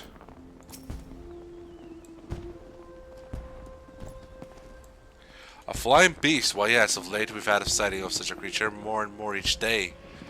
We're looking into ourselves, but there's been no reported attacks, nor can they provide a more detailed description. As such, I can't say it's the same one you're after. That is fair. Hey, Keshwa.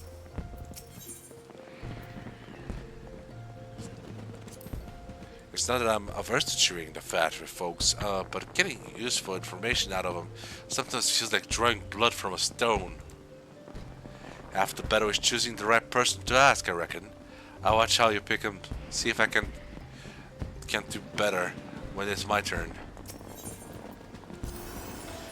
Yeah, when I was on the ship here, I heard about this hunt your local companies seem to be running.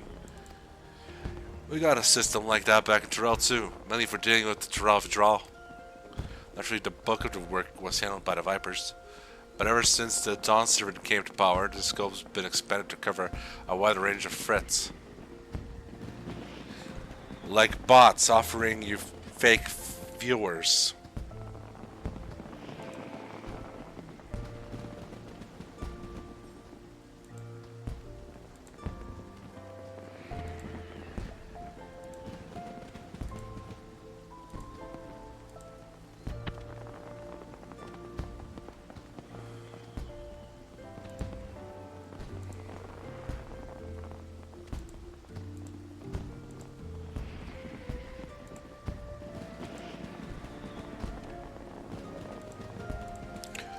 I'm dealing with a bot, give me a moment.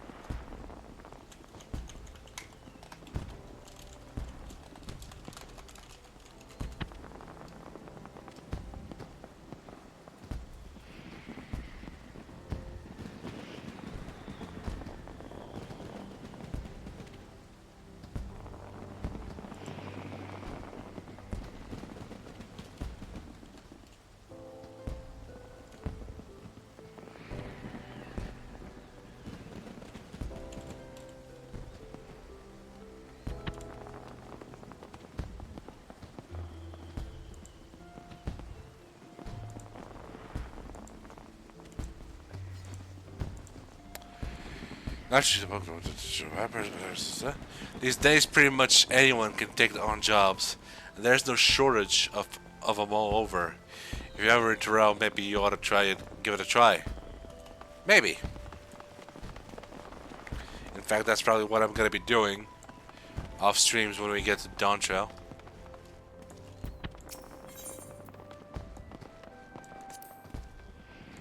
Whole lot of people here. We got cities in our back in Dawntrail, of our own back in Dawntrail, but this is something else. You know, to become a Viper, traditionally you've got to live in the remote village in the mountains where you learn all you can about the habits of various beasts. Ain't much else to do out there, so any time you get to yourself, you're expected to spend honing your skills. Once training is done, you're free to roam where you please. There ain't as many Dawntrail that need hunting, but they can spring up pretty much anywhere in Dawntrail. So many say it's good to keep on the move. Me though, I choose to stick around even after I finish my training.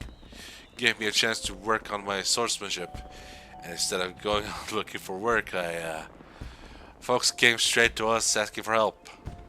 That's how I got complacent and fell into the habit of letting my elders and students do all the talking and negotiating with outsiders. Even my passage here was arranged by an acquaintance. Yeah, I can understand. What he's going through. Not to be personal, but I kind of isolate myself a lot from people, and my social skills aren't what they should be by this point in life. Uh, then, then again, people have a different pace on themselves as well. What? A winged creature? Oh, well, I've only heard rumors.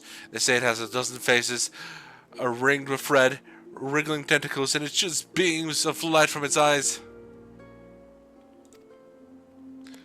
Of course, it's all too common for those with more money than sense to bring in bizarre species from distant lands. And the trouble with rumors is that they grow ever more fanciful with feature telling. Well then. Well, damned if I know how you did it, but you and your silver tongue got a useful information from folks. Even if none of it amounted to solid lead, the knowledge that EEST hasn't kicked up a proper fuss yet is a clue in of itself. I reckon it's taking its time to get the lay of the land, having only just arrived here. Alright, now I've seen a mastered work, I'm going to try it in my hand and talk to the locals. No, don't get ahead of yourself.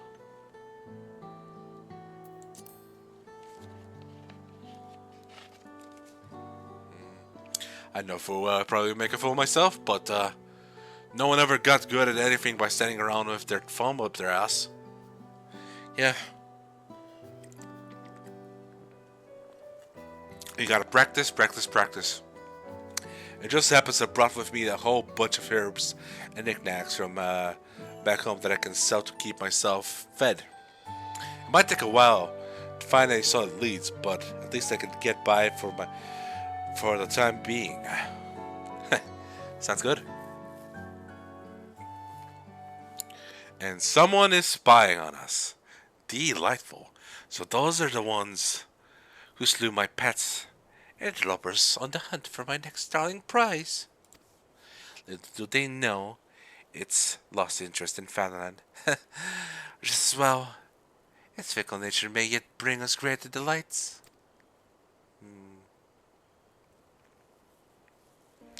Sus lady do be sussin'.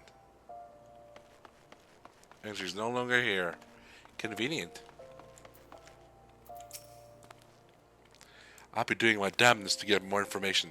Might take a while though, so come see me later. And don't forget to practice your viper techniques. Practice. Having conquered his fear of questioning the locals, Keshqua is ready to do something else. Viper in the Patrol Shadow. Good to see you, Mrawa'a. After a lot of asking around, I dug up some new leads on Sok Shumajun. Or at least I think I did. Was this, though at first the only stories of interest were about Gridanian poachers dealing in so-called exotic meats. Juveniles, in other words, too young and too dead to be what we're after. That detour notwithstanding, there were a few other tidbits that might be useful. I got my own thoughts on the matter, but I want to hear yours too, alright? Alright? Much obliged. So here an adventurer came across a whole bunch of strikingly beautiful red feathers just outside of town. They ended up giving them to some kids who've been playing with them ever since. More to the point, there was talk of a huge beast with glowing blue eyes flying off towards a place called the Black Shroud. Red feathers, blue eyes, put it together, it sounds an awful lot like Kaiju-Z. Seems it's had enough fell on it. Picked the shroud as its new stamping ground. What's your take on it all?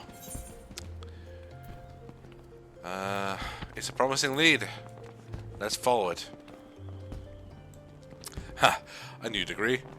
After the amount of mystery meat I had to sample just to squeeze information out of these butchers at the market, I'm glad it all paid off. As for our next move, I reckon that we ought to take the airship to Gridania. From what I hear, a fellow by the name of Gavin over at the Adder's Nest should be able to tell us more. I'll meet you there.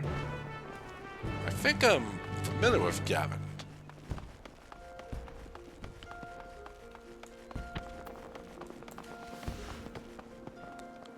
Let's go grab the airship and get to Gridania.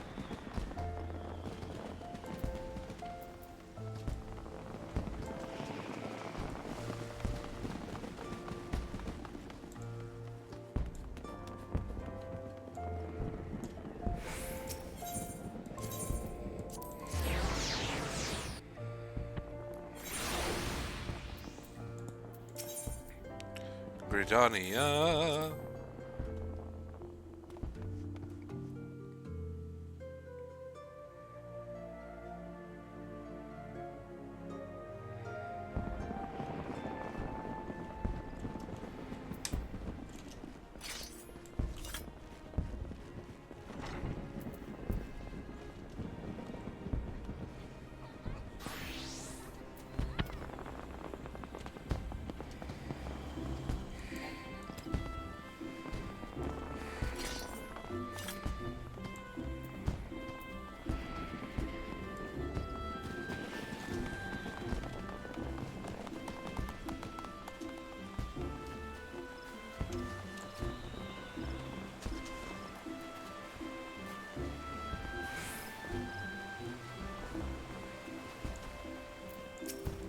No, I think it's the other person together.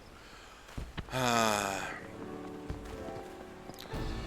might I help? I'm after a Taravadra. I'm searching for this dangerous creature that's come over from another continent.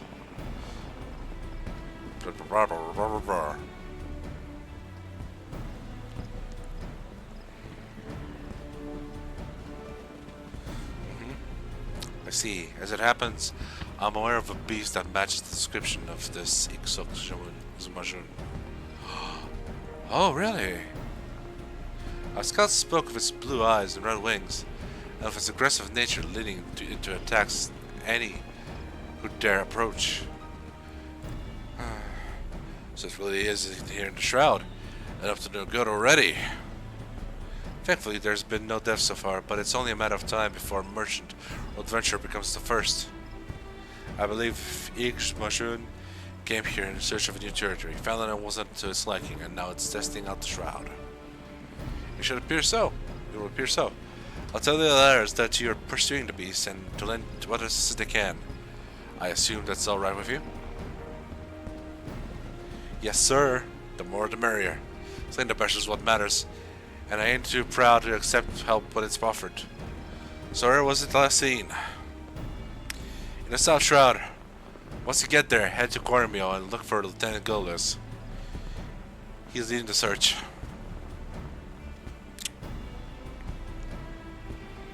Let's do this.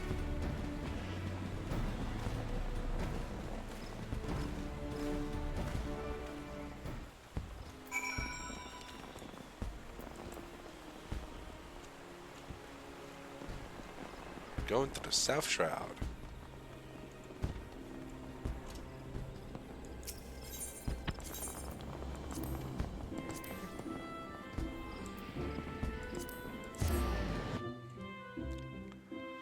Now, what mount to use?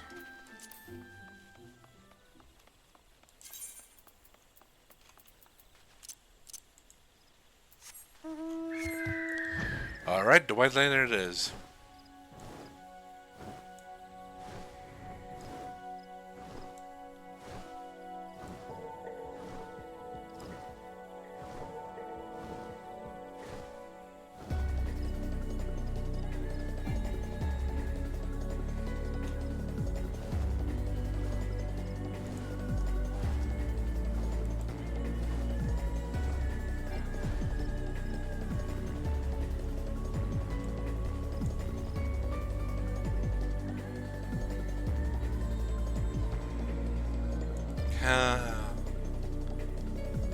I love the music.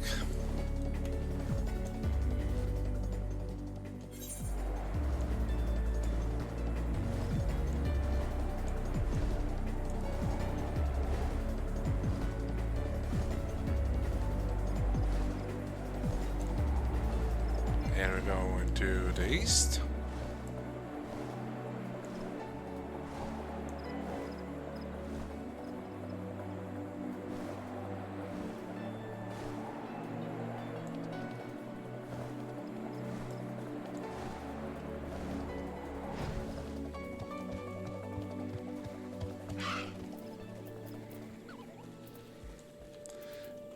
Innocent stork. Innocent, you say? I can't believe we've had the pleasure.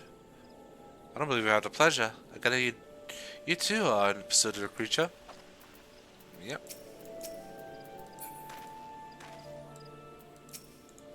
I'm guessing that's Lieutenant Goldus. But who are those two? Let's find out. You must be the Kashkwa and Mrawa'a with Toad. The others sent word to expect you both. I'm Golas, an officer in charge of the operation. This is Mrs. Stork, who's provided us with vital information. A merchant in her employ spotted the beast on the way back from Ul'Dah. She's also taken the liberty of assembling a team of experts to assist in tracking the target. At no small expense, I might add, but compared to the losses my business would suffer, were the creature allowed to roam free, I deemed it a worthy investment. As our goals are aligned, perhaps you wish to join my experts in the field? If so, you'd find them near Roots Lake. I'm sure you'll get along swimmingly. Perfect. I like good teamwork. Looks like we're late to the party. Let's go hear what they've had to say. Alright. Well, one more word. In light of the innocent Stokes' considered generosity, the Twinars have decided to let the experts handle the primary search efforts in our stead.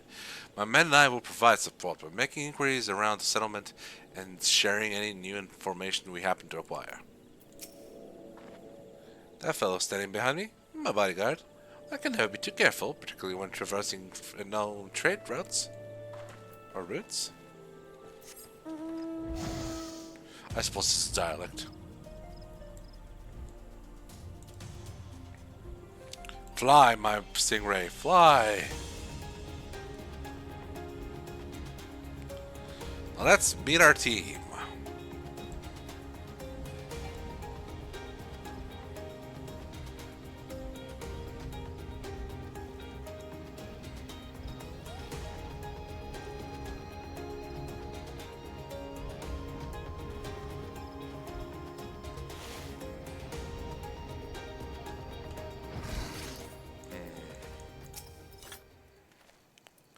I'd say we found our experts. Alright. Hunt leader. That could be a Rickety name, technically. Fresh meat for the hunt, eh? Order came down to let you tag along, but don't get underfoot. We're looking for signs of the creature so our naturalists can predict its movements. We will then lay traps where it's expected to appear. Got themselves a proper plan, don't they? Seeing as they're being so accommodating. So accommodating. Might as well join the search. Gentlemen.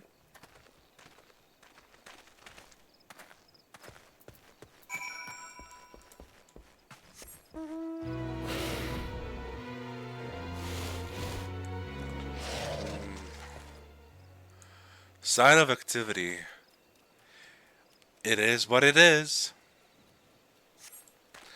The dung appears to be that of an enormous beast, judging by its dry appearance and muted odor. It was excreted some time ago. We have a lot of experience in this game touching poop.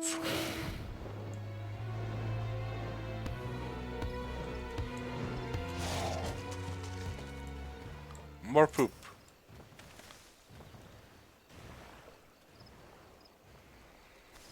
Ah.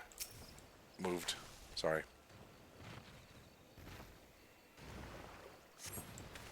The dung is used as a foul odor. The lingering warmth indicates it was recently deposited. Well, well, well. Shit's whack.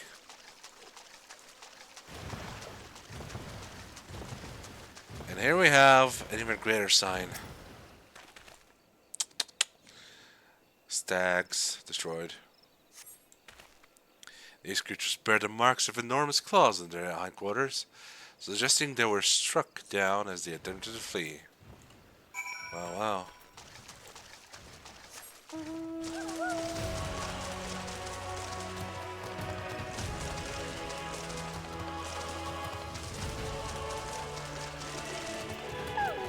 Cache quoi?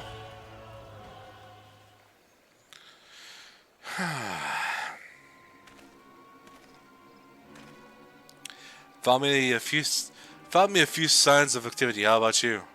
About the same. They were fleeing and they got caught in the fire. Corpses of grazing animals gouged by monstrous claws. Same here. The size and depth of the wounds are consistent with how Ikshok Shamajun hunts. Just like back in Tural, it came not just to eat, but to mark its territory, to show anyone and everyone who's boss.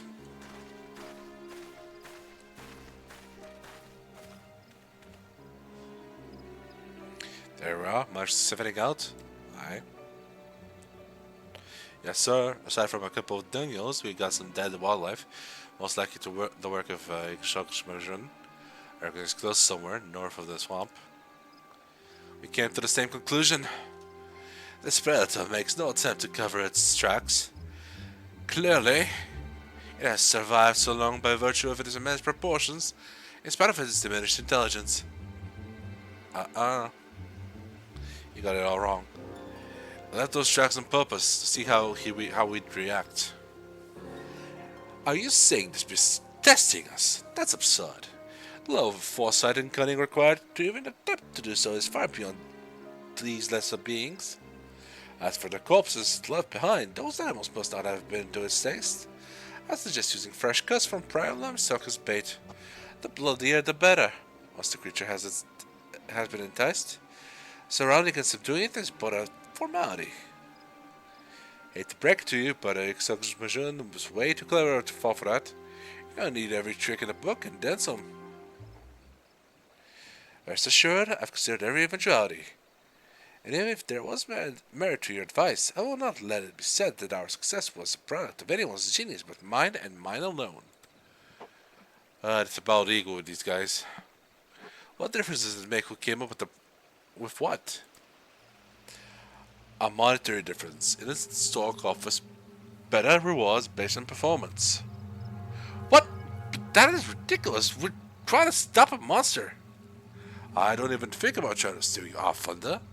We're the ones who will bring her Ikshok, whatever its name is, not you. Listen, we're trying to fight large predators like these. If you've got any sense, you'll let us take the lead. Bah. And put our lives in the hands of complete strangers? I think not. There's no place in our strategy for you, so stand aside and await further instructions. Fine, have it your way.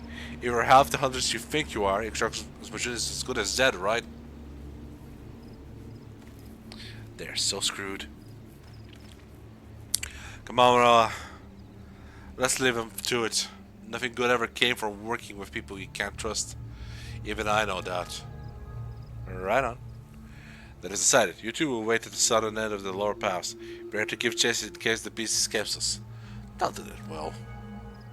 Right.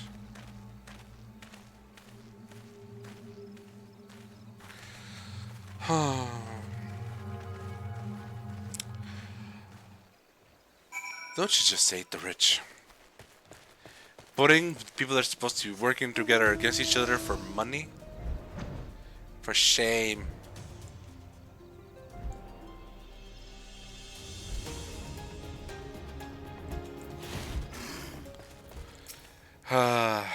A Viper should be the one to finish off Ikshok's mission. To properly avenge our brother in arms. But really, it doesn't matter who does the deed, as long as that beast dies. We'll kill it, don't worry.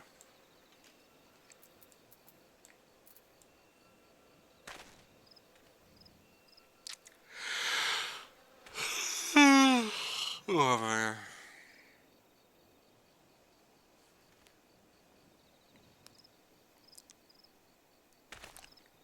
Alpha Quad, don't you think?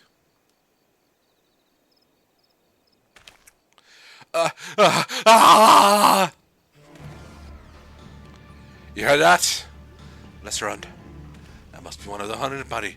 He came from the north. Let's move! Swiving bastards. Swiving bastards got owned.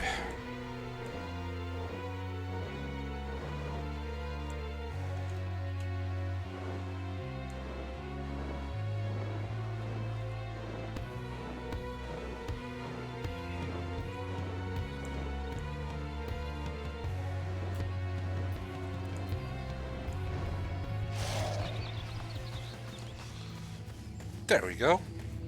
Found out immediately. Okay, go. That's bad, real bad.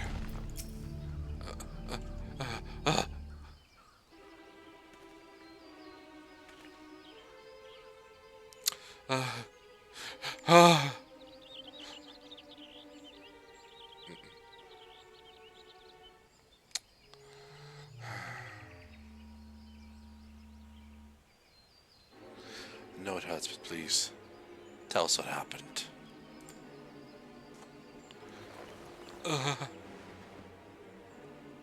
It was watching us.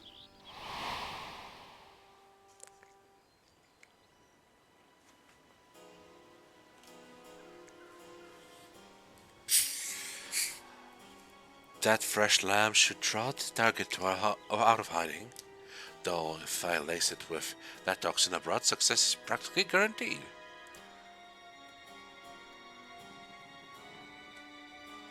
Toxin?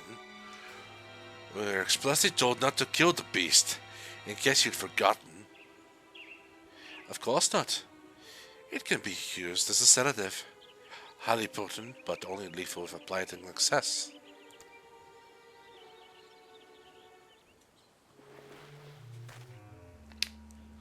If you lack the stomach for it, I'll do it myself. Naturally, my personal contributions will be detailed in the final report, and ensure credit is given where due. What the hell are you playing at? If it catches the wind, the planet is ruined.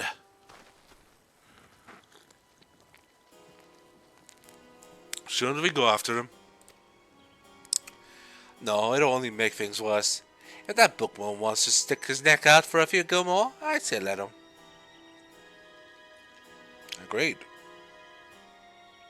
What? No! No! Ah!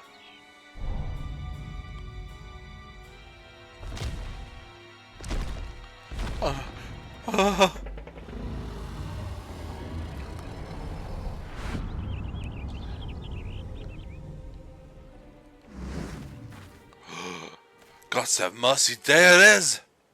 Stay calm, nothing's changed except the bait. Now's our chance!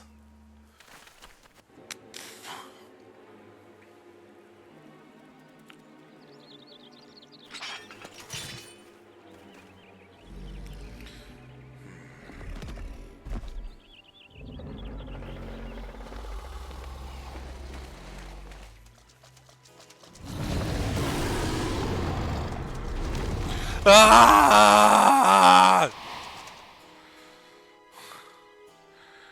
Oh, he was fighting a level 90 thing with a level 50 weapon. What did he expect? They were screaming. Alright, but I could still hear. You were right. It knew. It knew.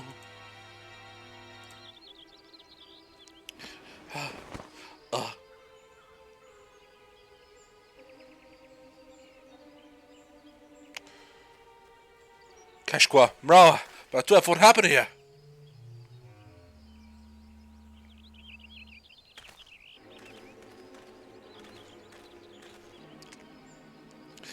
The hunters became the hunted.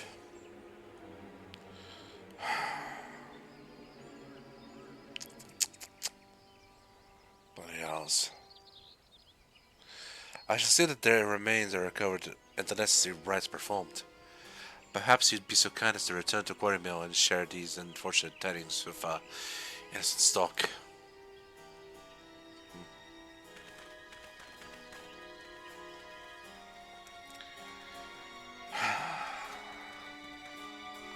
Tolf, help me.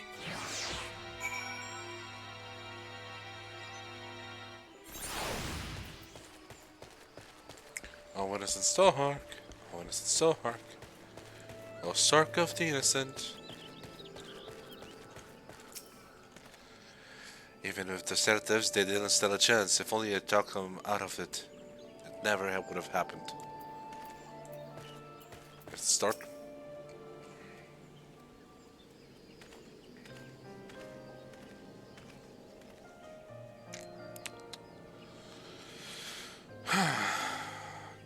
There's a list of casualties, but it was a massacre. FFXIV is grown bolder before it only hunted animals. Lone travelers, Prate knew it could handle it with ease. In past brushes with death, taught it to be cautious. That pretty white fled Drow in the first place too. But it's just outwitted a group of armed hunters. Instead of running away from trouble, the beast went looking for it. This was a sport, a game. It was having fun. Now that it's had a taste, it's only gonna want more.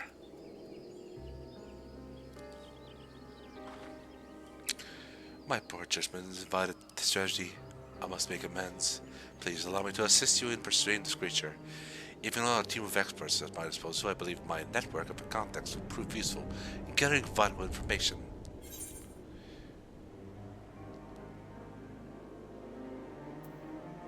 We'd be grateful for information, but we'll take care of the rest.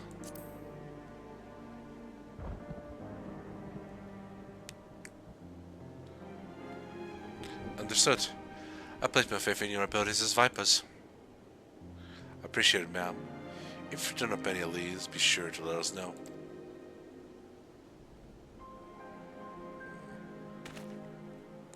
I'd best return to the Adder's Nest and deliver my report. It's imperative we inform the populace of the threat posed by Kaiju-Z. Might I ask that you use Quaremille as your temporary base of operations? Knowing where to find you will make it easier to coordinate our efforts. So it's be fine. Besides, I got plenty to do here. Like learn about this neck of the woods and the critters and whatnot. But while I'm here, but while I have you, there's one thing I want to ask. How did Twinellas get their name? I beg your pardon. What does that have to do with FFXIV? Nothing really, it's just that those vipers best our fighting odds and snakes. So they're near and dear to our hearts. I would say we got a reverence for them. Is that so? I suppose we also keep a few kinship towards snakes. The name Twin Adders comes from the pair of white snakes on the Gradonian standard. Though the imagery predates the city-state's founding, there's more I could tell you, though I fear other matters must take precedent. With a sister as long as that, we'll be here talking with till the pockets come home. I'll have to hear more about it, but I understand it'll have to wait. I'll be just learning what I can about FFXIV. While I see to that, maybe you ought to squeeze in some training. Of course.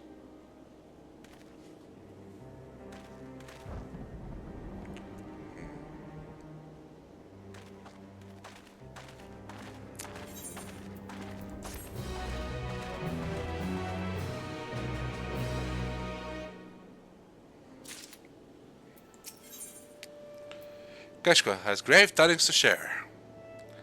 I had a bad feeling when I woke up this morning. And sure enough, FFXIV has struck again.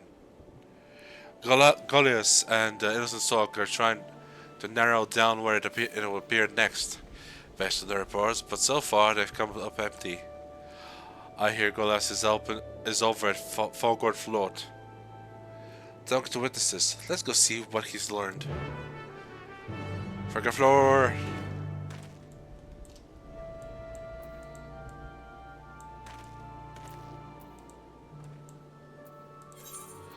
Let's go.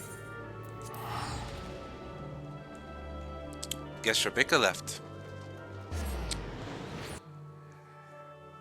Yeah, I like horror games. I like horror games. And apparently advertising that they do graphic design, like so many people keep doing week by week.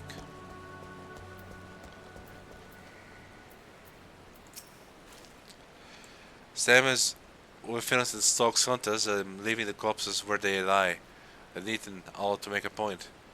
It's leaving, sorry. This is my claim, and you live or die at my pleasure. Let's put on the hat, because it's raining.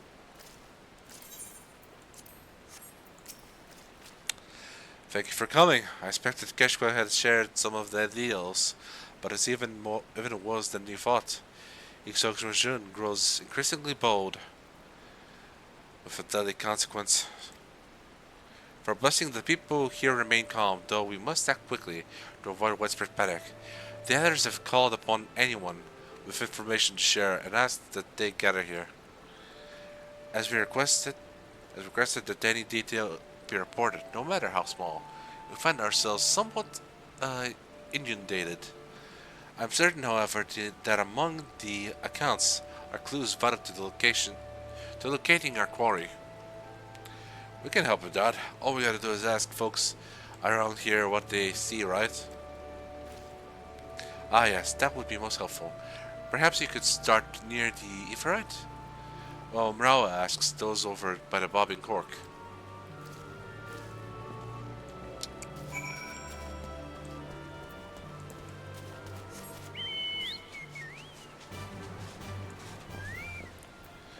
Mild-mannered adventurer.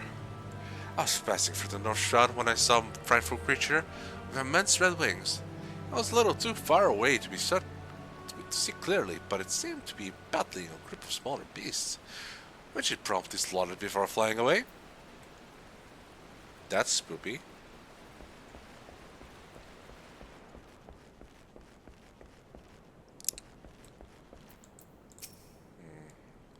While passing through, I heard that some fiend was on the rampage over in the East Shroud. I didn't think much of it at first, but when I saw the people coming from that direction and the looks on their faces, I decided to stay put. Good thing I did too, or I might have died. Yeah, you're a little too low level, I think. Traumatized adventurer. Hey, buddy.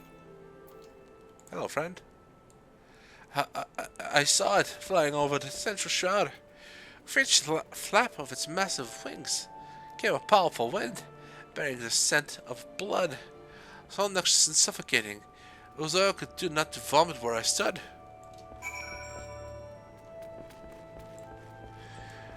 Ah, the poor little guy. Cash squaw.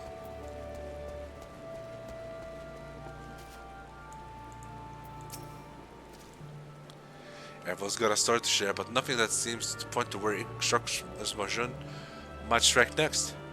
You do any better? Northeast and Central Shroud, huh? The folks that asked said it was in the south. I tell you, it must be trying to make the whole damn forest its territory. Hold on now. One of the guys I talked to was in the East Shroud. Your witness heard the beast was on the rampage, but mine said he never saw Mrawa'a, even though they should have been there at the same time. That's worth looking into, don't you think? Might be onto something there.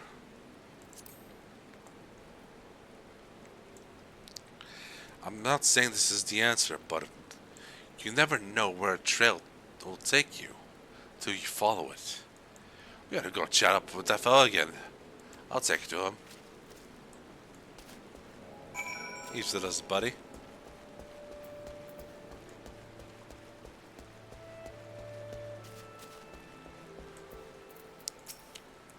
I mean to brave the ice rim passes and travel north to Kefas. The journey is likely to be brutal.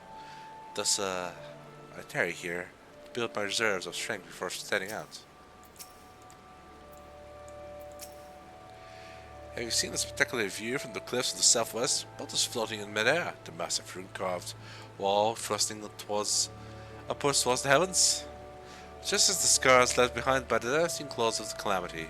The scene is overwhelmed my senses. I damn near tumbled over the edge onto the abyss. Oh, so they're not actually involved here. Okay. Sorry. Keshkwa. This is the great gentleman who sauntered through the East Shroud and didn't see the thing. Or so he says. As I said before, I was traversing the East Shroud on an errand where I heard what sounded like the flapping of enormous wings. A moment later I saw a wounded animal charging through the brush. It was then I recalled the rumors of a monstrosity on the loose.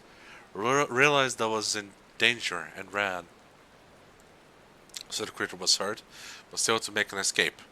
But the only way it could have gotten away from Exogus Majun is if the bastard chose to let go.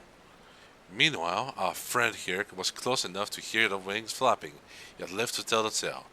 An adventurer traveling alone would have been easy picking, so why did Exogus Majun spare him?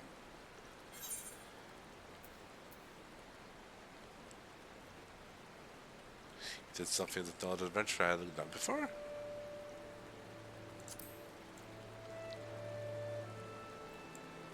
Besides running like my life depended on it, I didn't do anything out of the ordinary. But again, one thing does spring to mind. I carry a potpourri filled with Garabani and wildgrass. An all-Amigan custom, in case you're unaware. Ah, that's gotta be it. Glad I want to hear about this.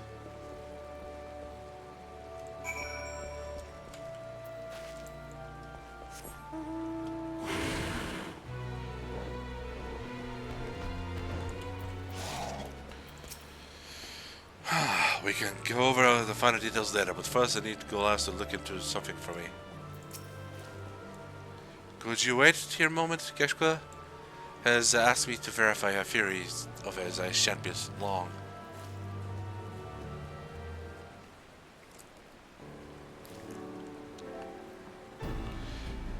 Exactly as you'd summarized.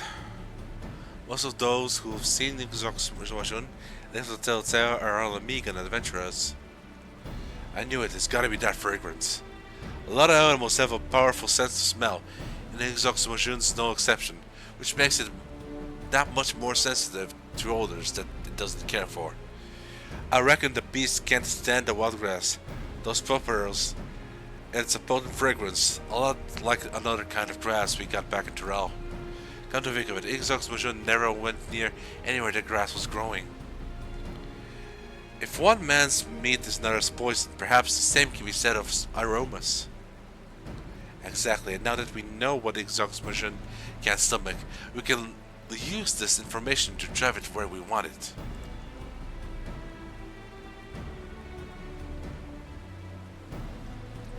Then it would have behooved me to share our discovery with Innocent Stork.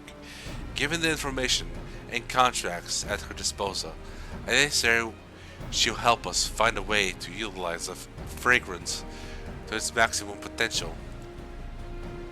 I dare say you're right. In the meantime, we head over to Garabania and pick up some wild grass. Yes, by all means, we must do everything in our power to avert further tragedy.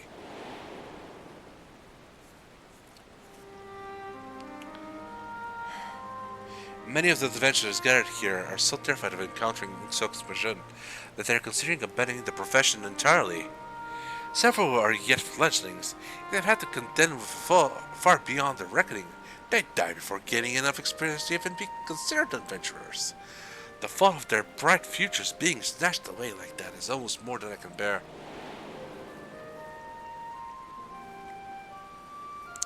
This is the very reason I joined the Twin Arcs, to prevent such senseless deaths. Therefore, I humbly request your cooperation in slaying the dread Exogus Majun. No need.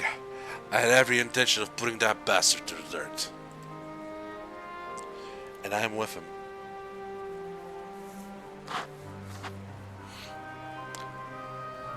To the matter at hand, then. A few moments ago, one of the adventurers mentioned that the wild grass we seek grows abundantly at Pike's Falls. Once you've collected enough, let us rendezvous at Quartermill. I must warn you, though, that Garabania is home to some particularly vicious wildlife. Be on your guard.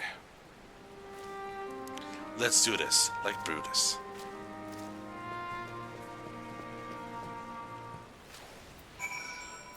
Guys, I'll let yours and the Lions know you'll be harvesting necessary supplies in the fringes, lest the sentries mistake the two of you for bandits or worse.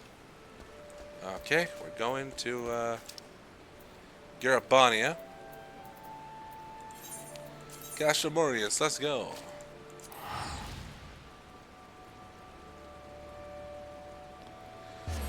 Oh, Rebecca. The moment I stopped being useful to you, you stopped talking to me.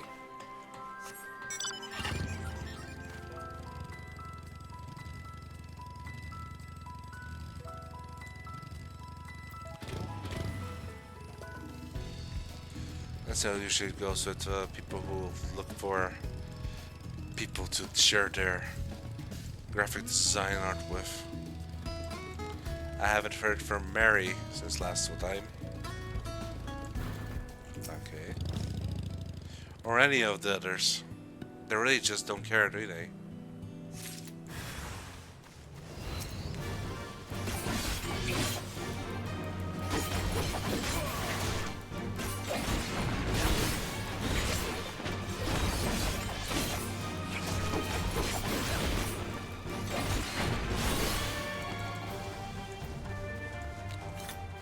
Let's see, 2 more.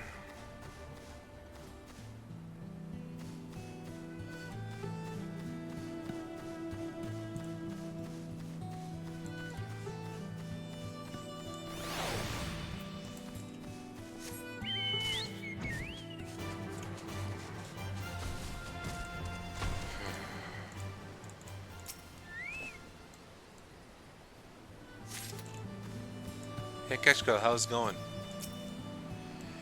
This brings back memories. One time I was picking herbs to make a paralyzing ancient bricks wonders on tour after all. Only thing was, I forgot to wear gloves and I couldn't feel my hands for the next few days.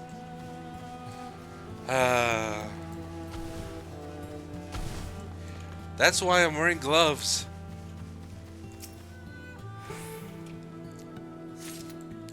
There we go. Back to Keshko.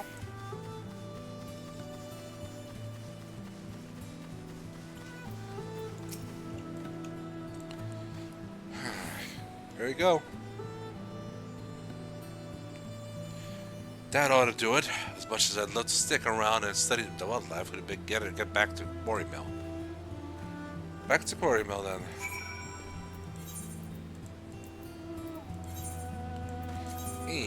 Yep.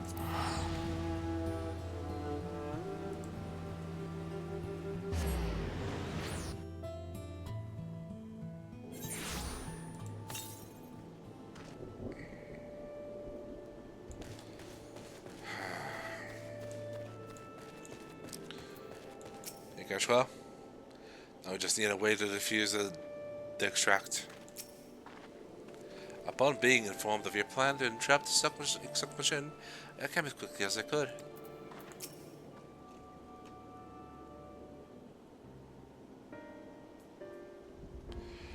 You've done well to gather as much wildgrass as promised. I've got upon an innocent stock to advise us on our next steps. I've placed a lot of the alchemist acquaintance for custom-made diffuser pouches, which we may employ to spread the aroma over a wide area while prolonging its potency. We will issue these pouches to twin other units tasked with driving the beast into an isolated location of our choosing, away from civilians, and an ideal spot for the final showdown. That's good thinking. Indeed, once the pouches have been produced, the beast is as good as ours. If I may, there is further request I wish to make. Rather than slaying Zontmazur outright, would you instead be able to capture it alive? Alive, you say? The better to understand his behavior. Such knowledge will prove invaluable should predators of similar nature trouble us in the future.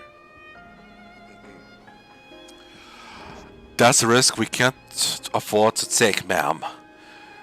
Those hunters of yours tried baiting it with a carcass laced with sedatives, but Igzogmachun saw right through their plan.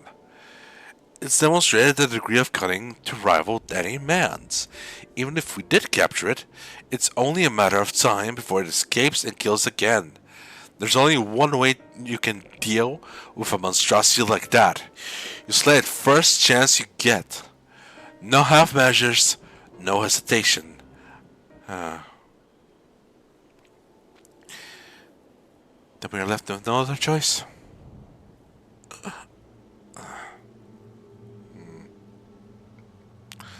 Pray forgive me for making such an ill-considered suggestion.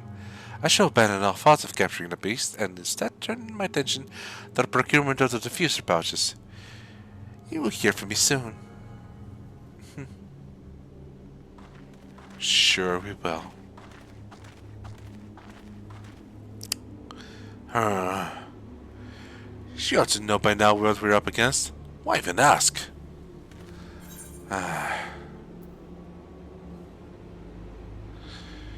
Innocent talk cannot be trusted. She is a wordsmith, and they can be dangerous. I ain't the type to guess folks' motivations. We should do us all a favor and put her cards on the table. The rich and powerful are rarely so obliging. You got that right, but since us salt of the earth are speaking our minds, there's a fear in you, but of what I can't tell. Go for your thoughts? Never know, I might be able to help. Well, after talking with those adventurers, I can't help but feel a little scared of FFXIV, that's all. Anyway, I should return to Britannia to, make my report.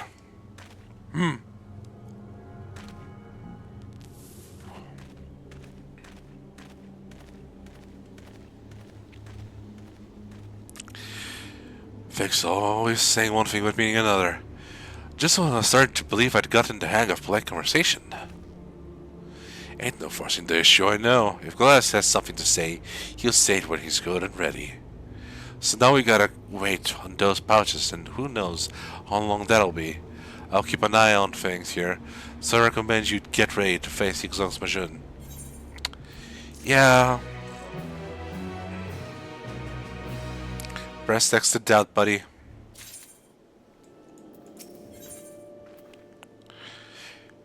Into the Viper's pit. The Viper pit. Kaiju is keen to confront FFXIV. Glass said word to that the diffuser pouches are ready. He's heading on over now. Once he arrives, we can finally put the plan into action. We might vanish on time or a bit later. Oh, there. The pouches have been distributed among the twin adders, along with instructions on correct handling. You see, according to the alchemist who made them, the aroma of the wildgrass dulls the senses. For the average person, that would do little more than soothe the nerves, but to a creature with a heightened sense of smell, the effects would be far more pronounced.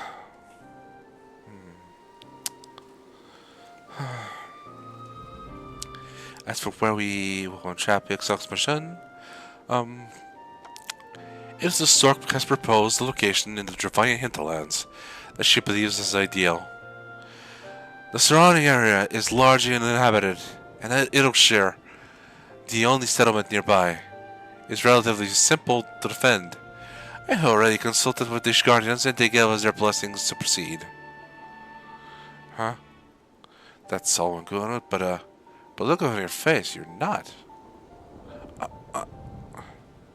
I ain't gonna press, but I will suggest that once we get to Dravania, you best hang back and leave the fighting to us.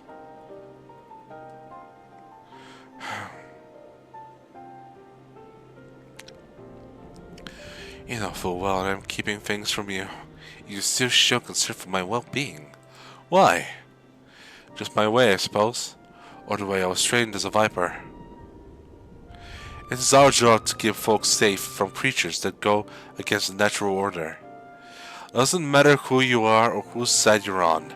Politics, feuds, all that drama, ain't none of that that's our concern. I'll admit I've got my doubts about you, but you're still someone I need to protect from FFXIV. Simple as that.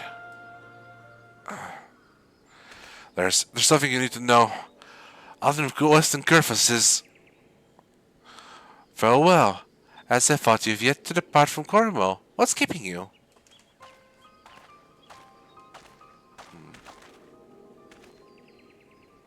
Lieutenant Golas, whatever is the matter? You look like someone just walked over to your grave.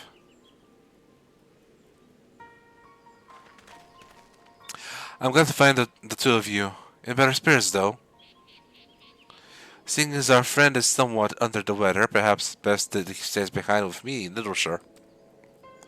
No objections here, but Goliath and I were having a heart-to-heart, if you don't mind. I do. We have a schedule to keep. And I must insist that our dear Vipers get underway. We're en route to the Travani hinterlands. I would be happy to lend an ear to Goliath in his troubles.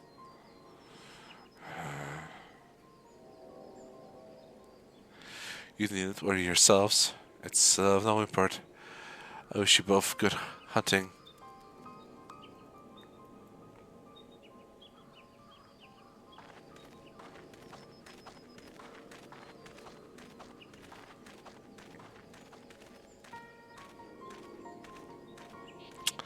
She's got him wrapped around her finger.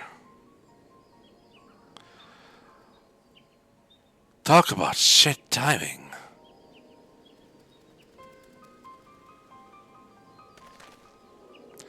For better or for worse, we'll find out what he was holding back soon enough.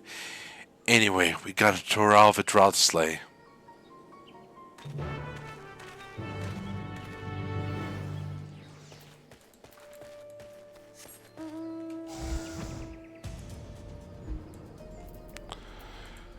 Okay, guess we're going to Yellow Shore, and from there we're gonna go.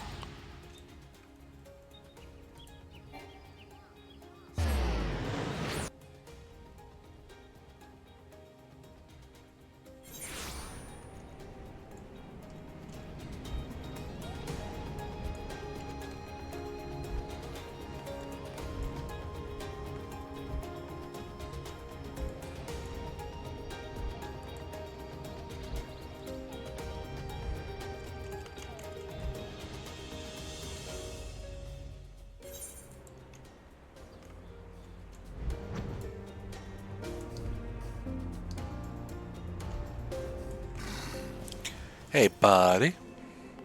No sign of FFXIV, which gives us time to pick a good spot for an ambush. Let me know what you find.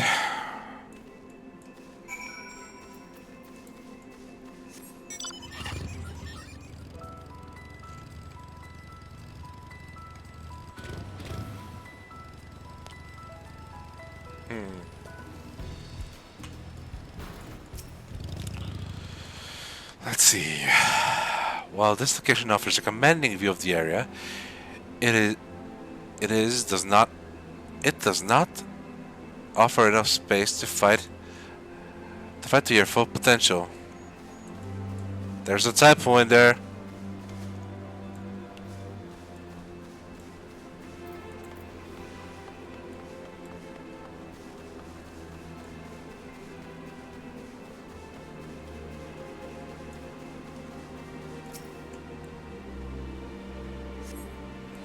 Although the view is obstructed by the wall, you should be able to remain concealed easily. Okay, I guess that's not bad, but some place is wrong.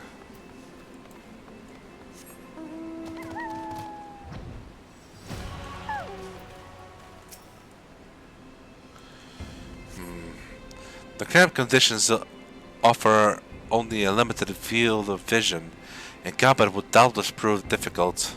You have surveyed a number of locations, these are varying in suitability. Cashclaw will be eager to hear your report. Cashclaw, you got a problem.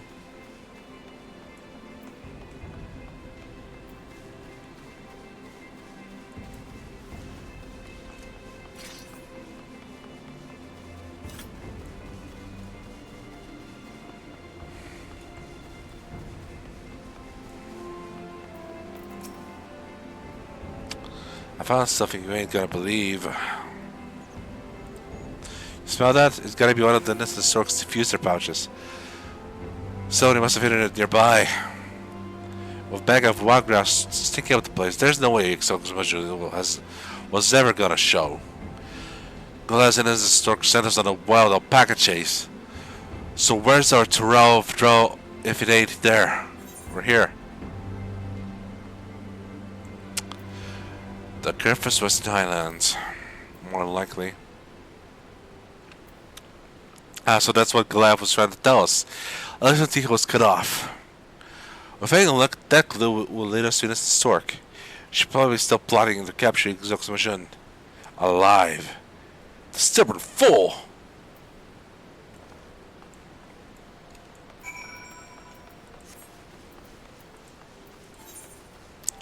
To River's Beach we go.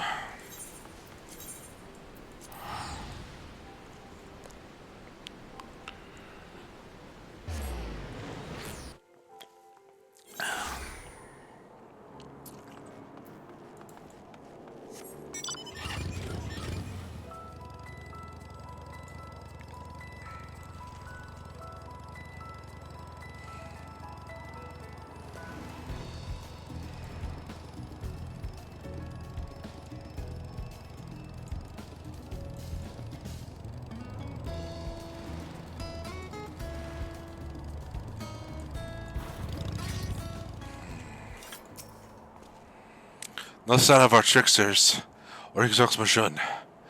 We must keep searching.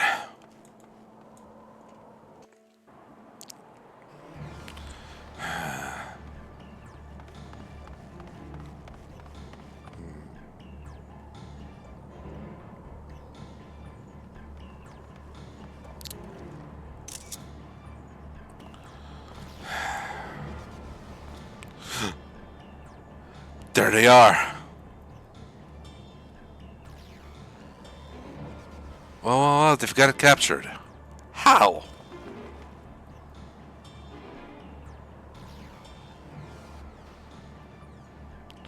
Wait, where's her bodyguard?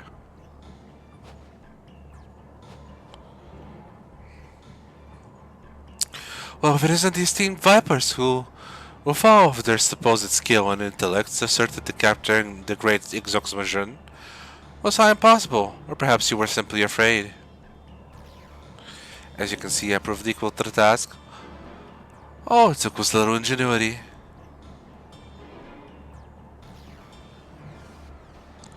I understand Exoxmashun's cunning and cruelty better than anyone. There's no way you got it in the cage without... Wait, where's your bodyguard?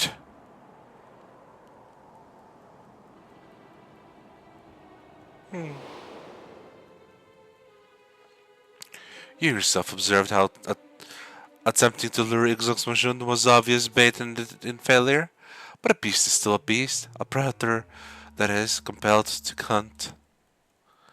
Casualties are inevitable, and a prudent strategy must account for them. An exceptional one, however, would leverage the element to its advantage, as the mine did.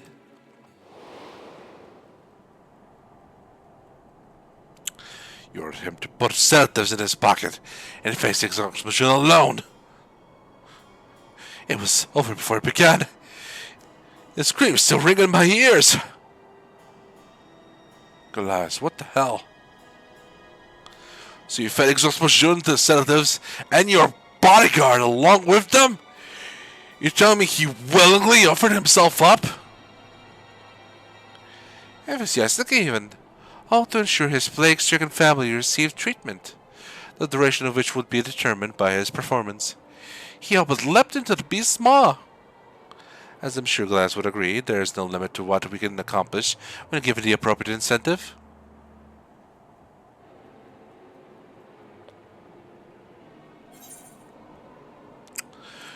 Why go to such the despicable lengths to capture Exoxmashun?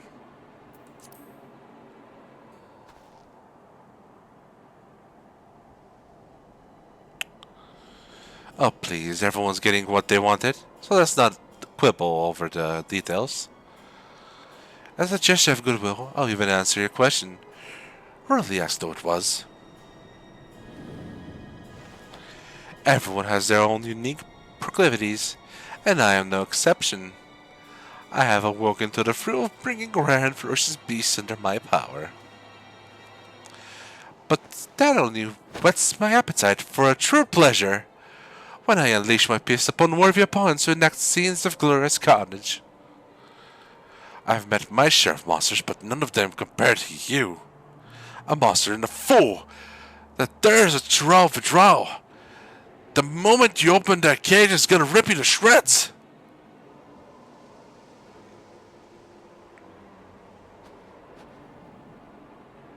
Indeed it would, if it were so inclined. But if Exoxmashun isn't intelligent and bloodthirsty as you say, you'll soon learn that I can provide a constant supply of your prey. In return, it will accept me as its master.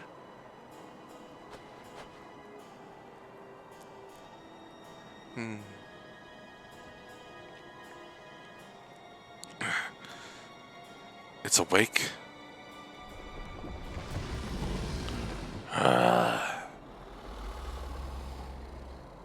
What say you? Oh.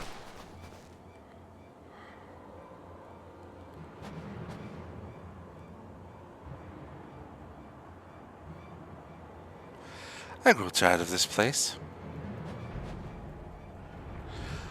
One of my lesser pets should be more than adequate to dispose of you. After all, I am loath to release Exoxymogen, but remain subdued. And though I may not be watching, I do try to put on a good show, regardless.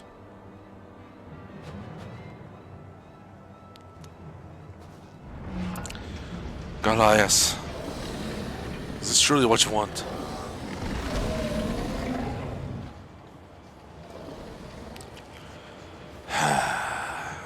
And they're off.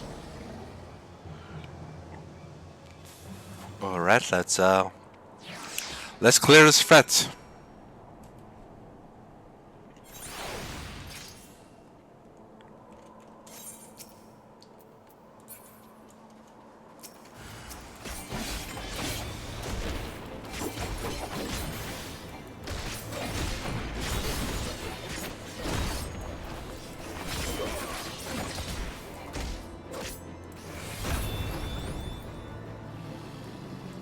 And down it goes.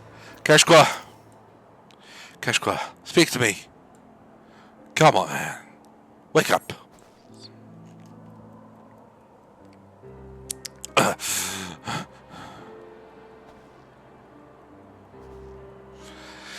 Thanks, I owe you. God darn! I can't believe anyone would be stupid enough to be taming a Taravadral. Never mind Exoxymogen himself. But what really sticks in my craw is that Goliath has been dancing to innocent Stork's tune, and there I was thinking he needed our help. She must be manipulating him.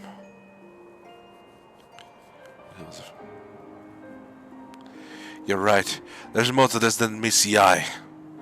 Anyway, no point freezing our asses off here. Let's get back to the quarry mill to think things over. Okay, we've reached the time limit, but we're very close to finishing, so we might as well finish this now.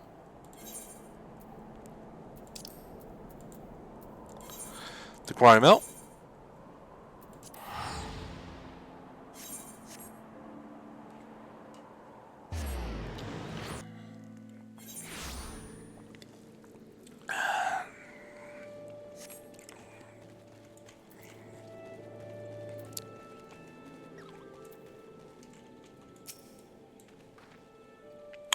One thing I know for certain is that Exoxymogen ain't gonna play the obedient pet for long.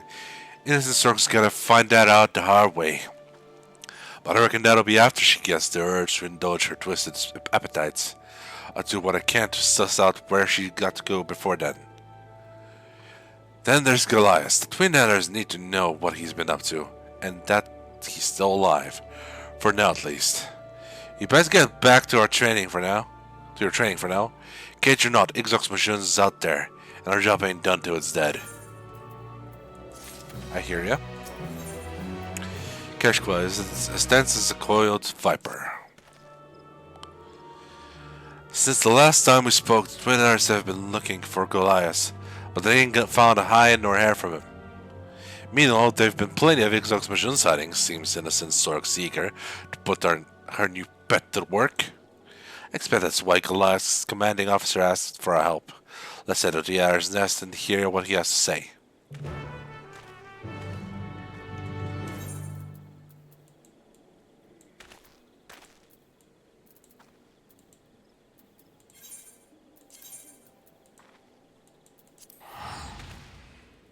Off we go. Off we go.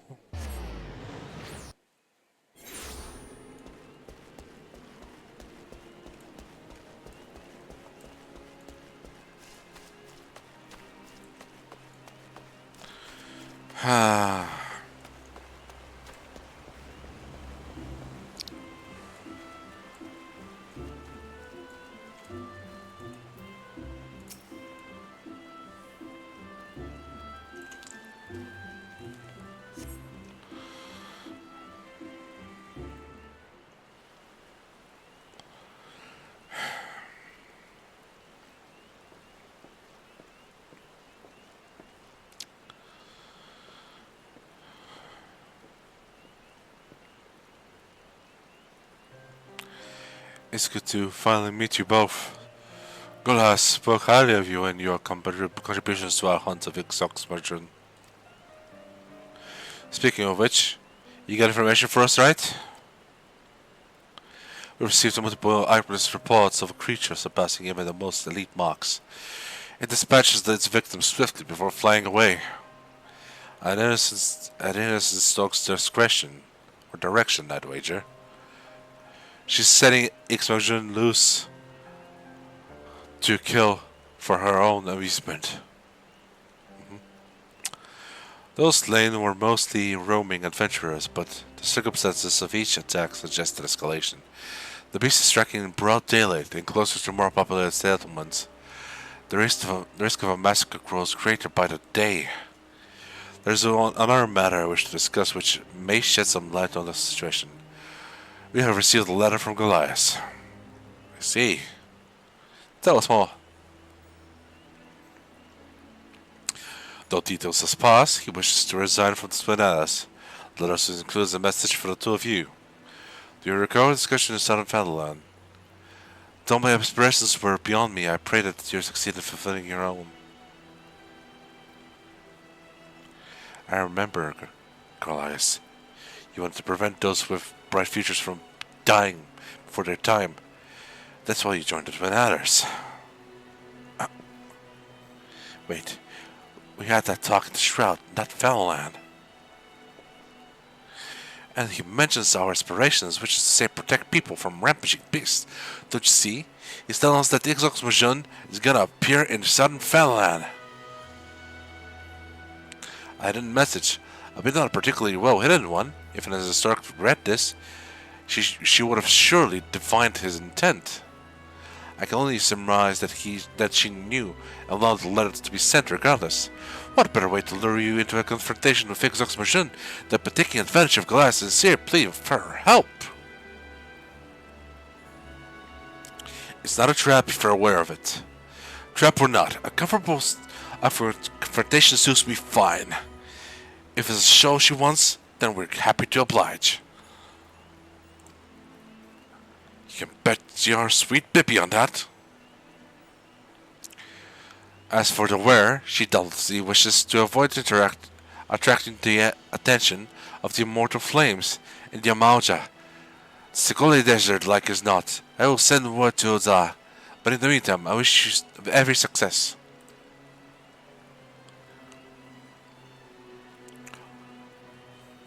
Dope.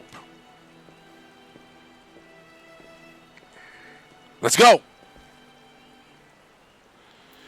We're going to the desert, gang!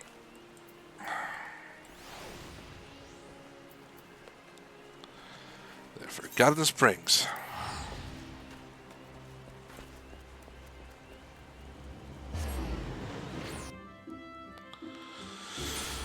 Let's see. Oh, what a beautiful time. Late at night, stars out in the desert. It's a perfect setting for a final fight. Speaking of Keshku in the Sigoli Desert, Vengeance of the Viper. Okay, everyone. Another carcass. This was Exox work. Didn't expect the trail to be this easy to pick up, but perhaps I should have. All that's left now is to walk straight into the trap. No viper wolf their salt to ever shot away from danger, am I right? Let's get dangerous.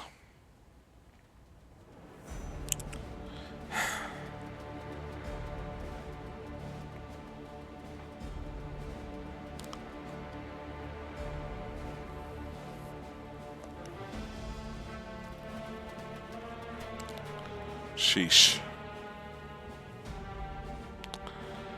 And the trail continues. Further in.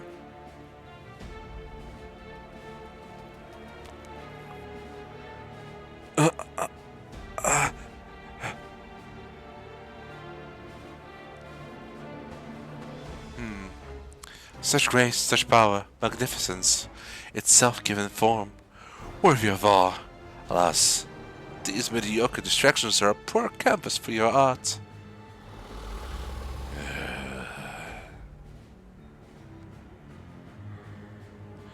It's over, innocent struck.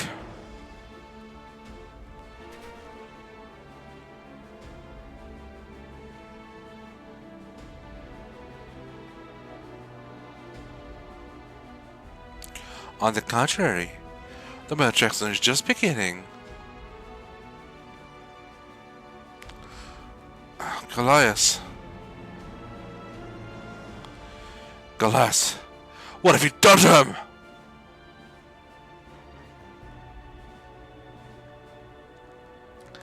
After his shadow streak with the coded letter, let us athletic succession punish him. An appetizer, if you will.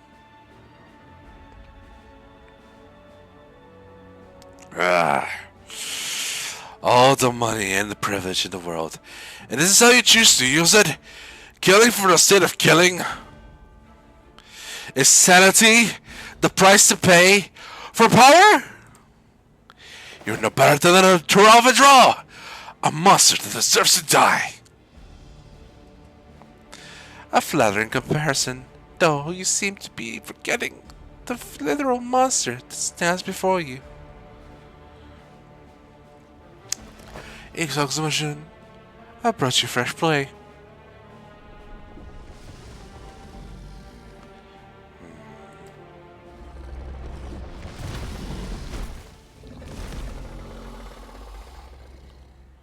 Oh, I haven't forgotten about you. A coward through and through, I knew.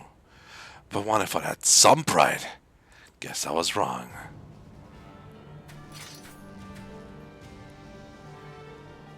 It's time, exhaustion is ours. Let's do this. Ah.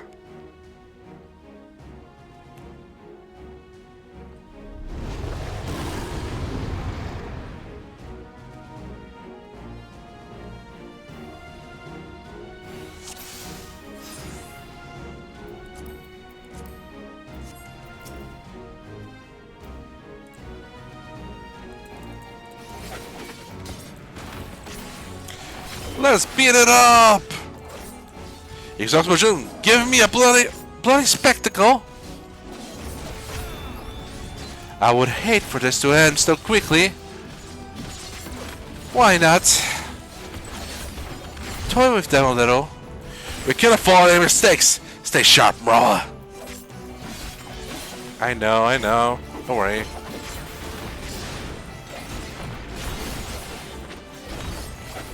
Wait, what does that smell?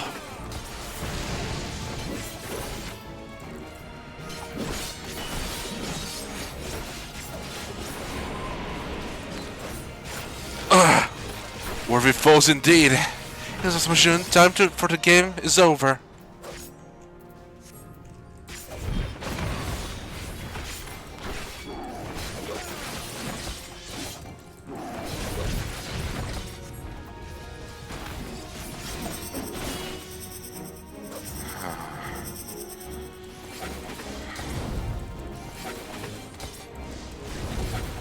That was a bit too fast for me. By me. Is this a little of your power? Kill them now! Still got for this other hand deck doubt. Nothing to it. Yeah! Nothing to it.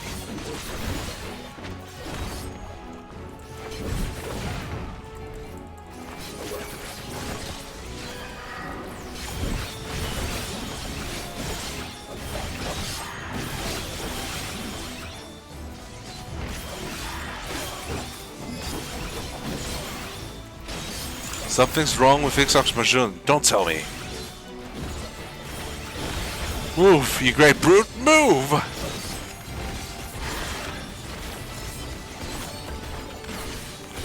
That's it. Innocent Stork's made a huge mistake.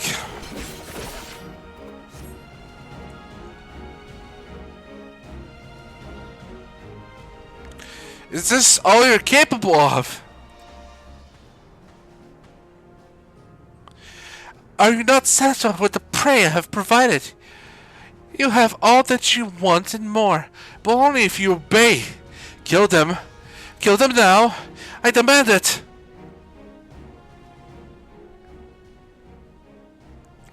That ain't the exact mission, I know. And I reckon the innocent stork is the reason why.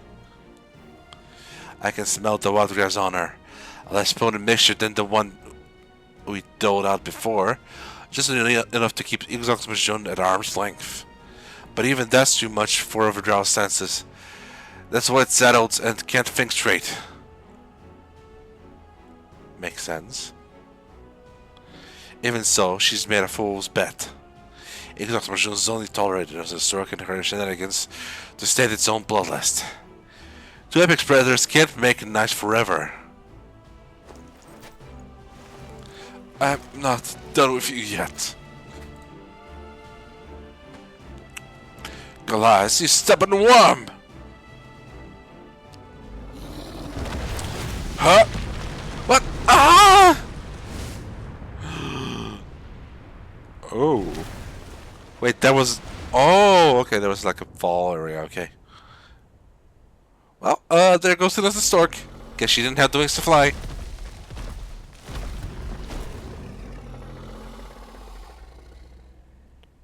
Done. Maybe now I can concentrate on the fight.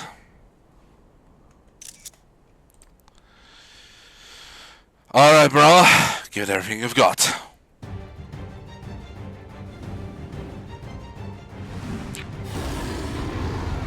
And now we fight.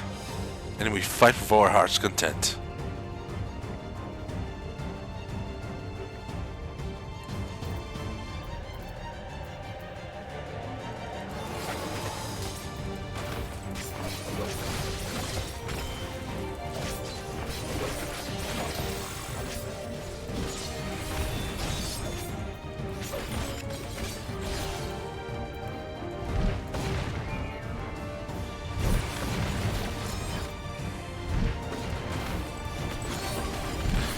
Looks like it's through messing around. Keep it together.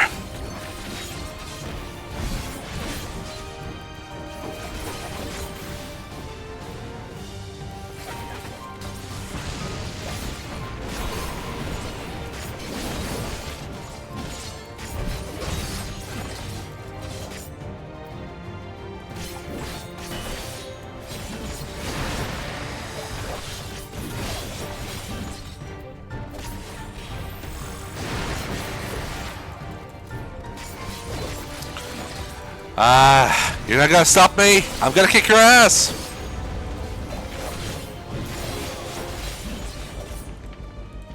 It's active strategy, be careful!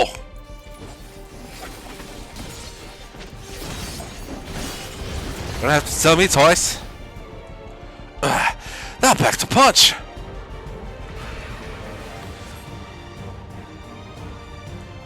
God damn it, this ain't over! Not by a long shot!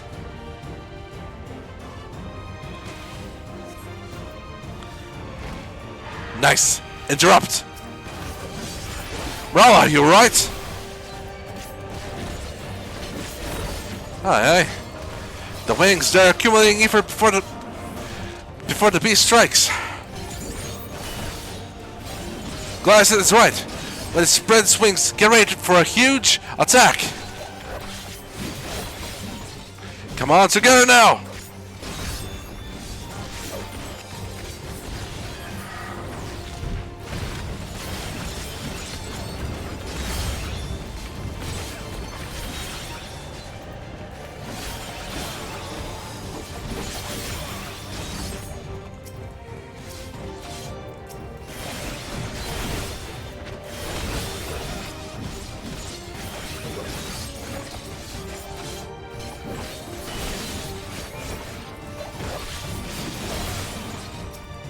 Yeah, now for the other way.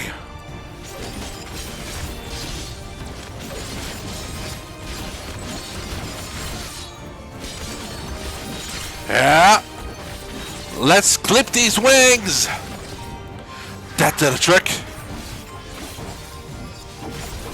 Excellent, excellent teamwork.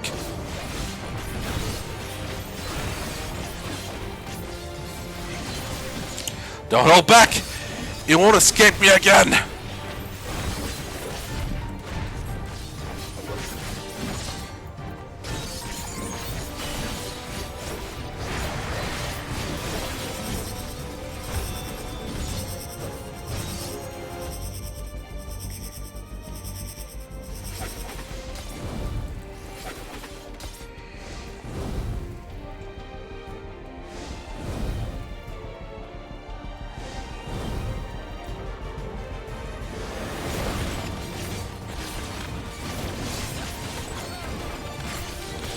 You missed!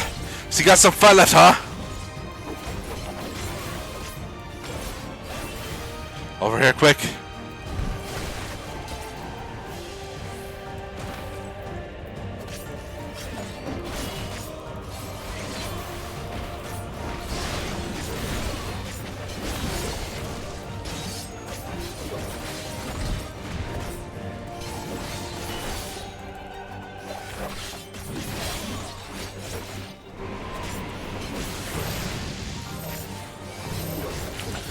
Stack time!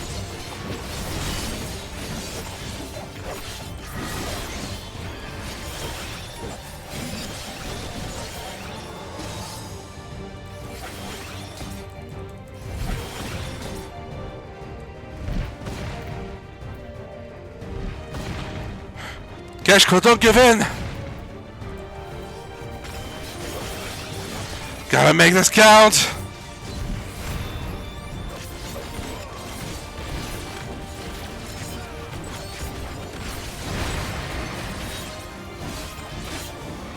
Yeah! And it's over!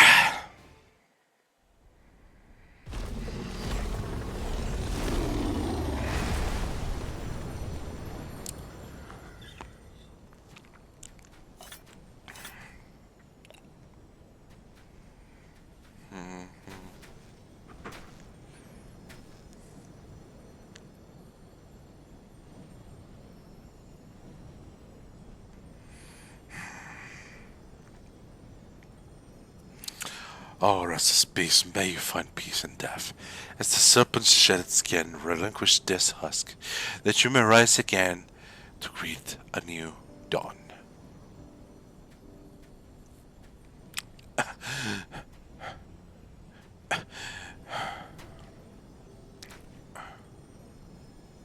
Ilsa Stark generally believed that she could bend such a creature to her will. That arrogance cost her life.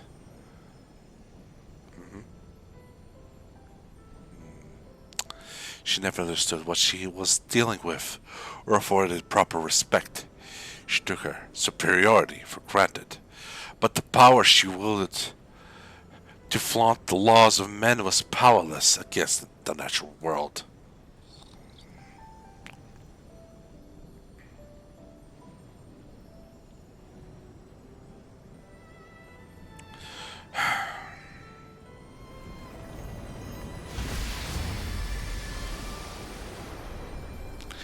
Glass, Mrawa'a, thank you for everything. Was a damn sight harder than I reckoned it'd be, but I finally avenged my brother in arms and fulfilled my duty.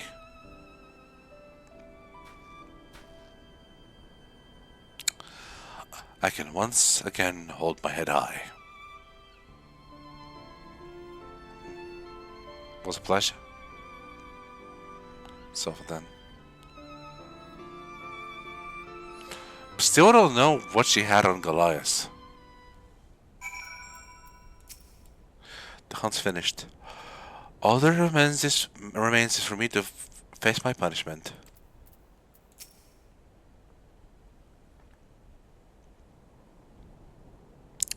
Ikzogzmajun might be dead, but we've still got a loose scent or two to tie up.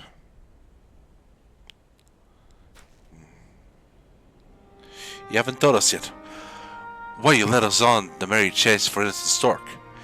May as well come clean now.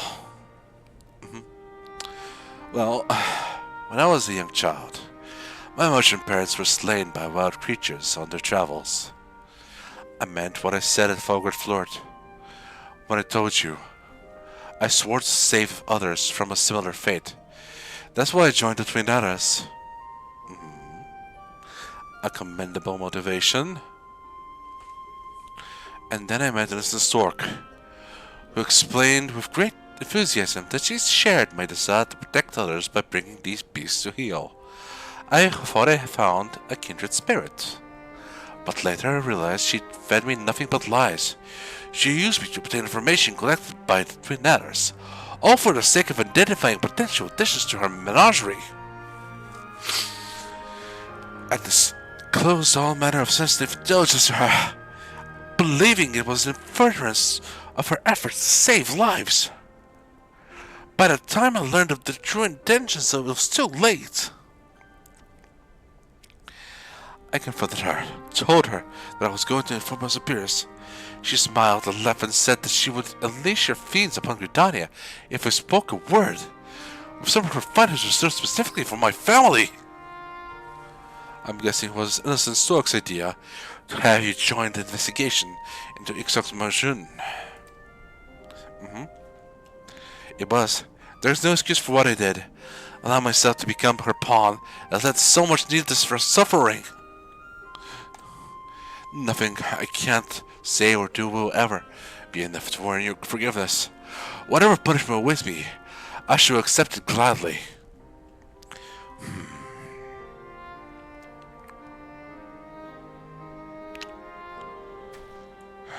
Mrawa'a, what do you think? I think you should have said Keshwa.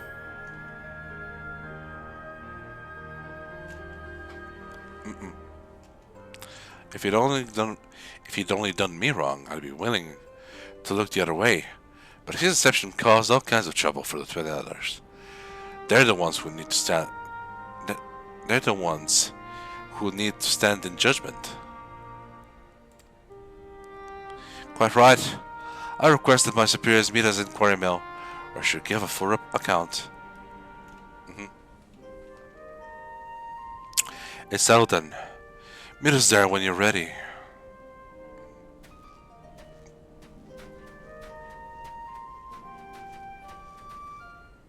Let's finish this.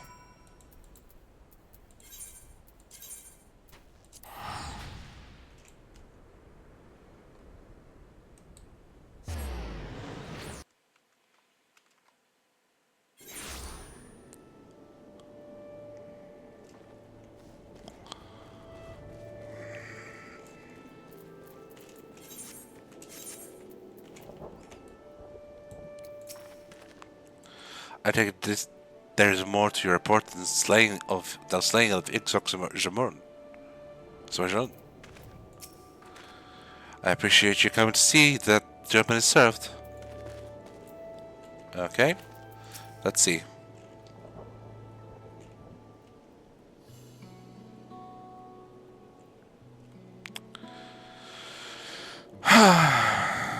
As a soldier of the Twin Elders, your actions are excusable. Once I have made my report, expulsion will be the least of your worries. There will likely be a trial.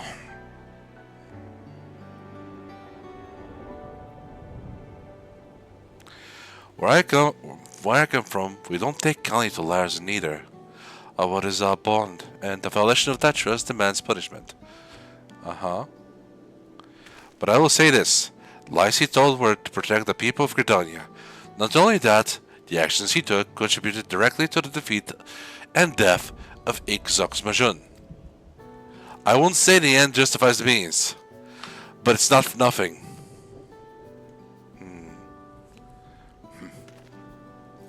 Duly noted. Though trust you understand that this is consideration may not change the outcome. Yes, sir. Ain't my place to tell you folks how to handle your business. I'm just a simple man who's crossed the salt to kill if it's raw. But if Goliath isn't stuck in a cell for the foreseeable future, I got something he can help me with. You see, now that my business here is concluded, it's high time I made my way home. Trouble is, passage back is more than I could presumably afford. I'm gonna put in some work, and I reckon Goliath could help me to find clients in need of Viper's skills.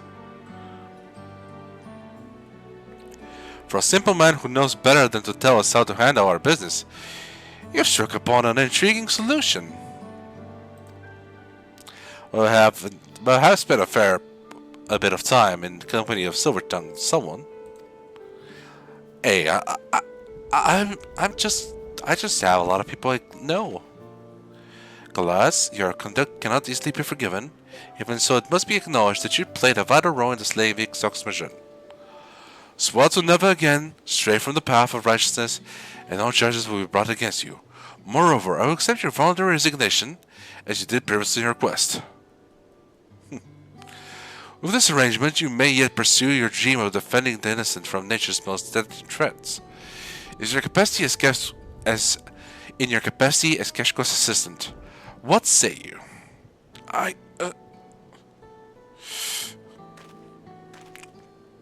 I shall do as you ask. You have my word. Though bear the shame of my misdeeds, as long as I live, I shall endeavor to redeem myself through service to the people.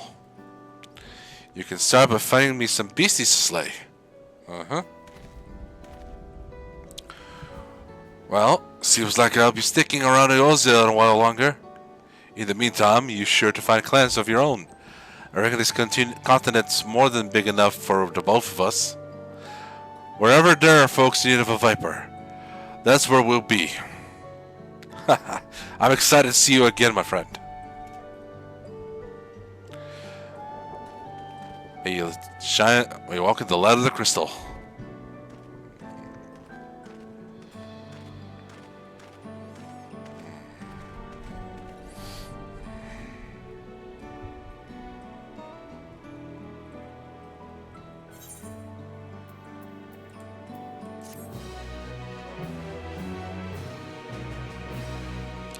And so, we have completed Viper. Victorious Viper. Oh, I believe he's wearing the new Unleash Guardian set. Now that I'm no longer an adder, I had no choice but to hand in my uniform. With my new garb, I'm ready to fend off forest-dwelling fiends alongside Keshwa. Hell yeah!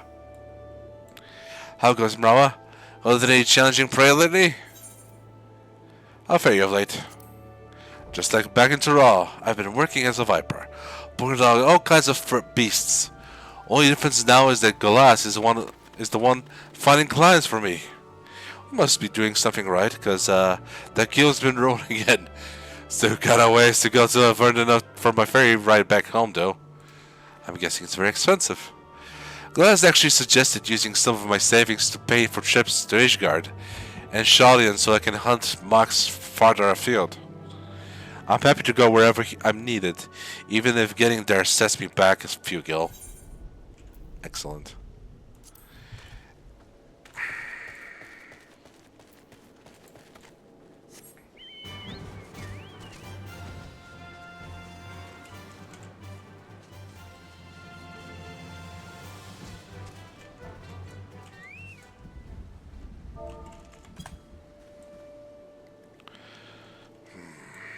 And with that, we have reached the end of the stream. It took about 30 minutes more, but the story was interesting enough where I believe it warranted us to go the extra mile, you know?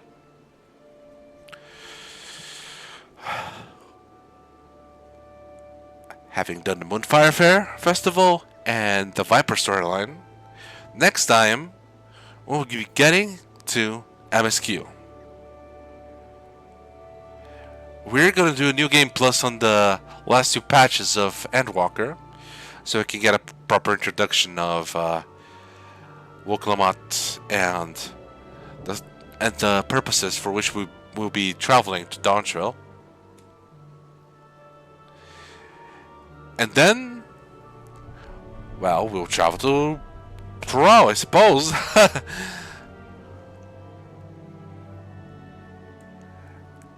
But that'll be next Monday. Until then, I'll see you on Friday, where we'll be continuing Vampire the Masquerade Bloodlines, and hopefully, now that I'm able to crouch and, well, walk invisibly, our stealth will be a lot more useful. Same time as usual, 8:30 p.m. Eastern European Standard or Summertime on Fridays, only on twitch.tv/Kaiju-Z. Until then, have yourself a good and safe day, and remember, not all snakes are vipers, but all vipers are snakes.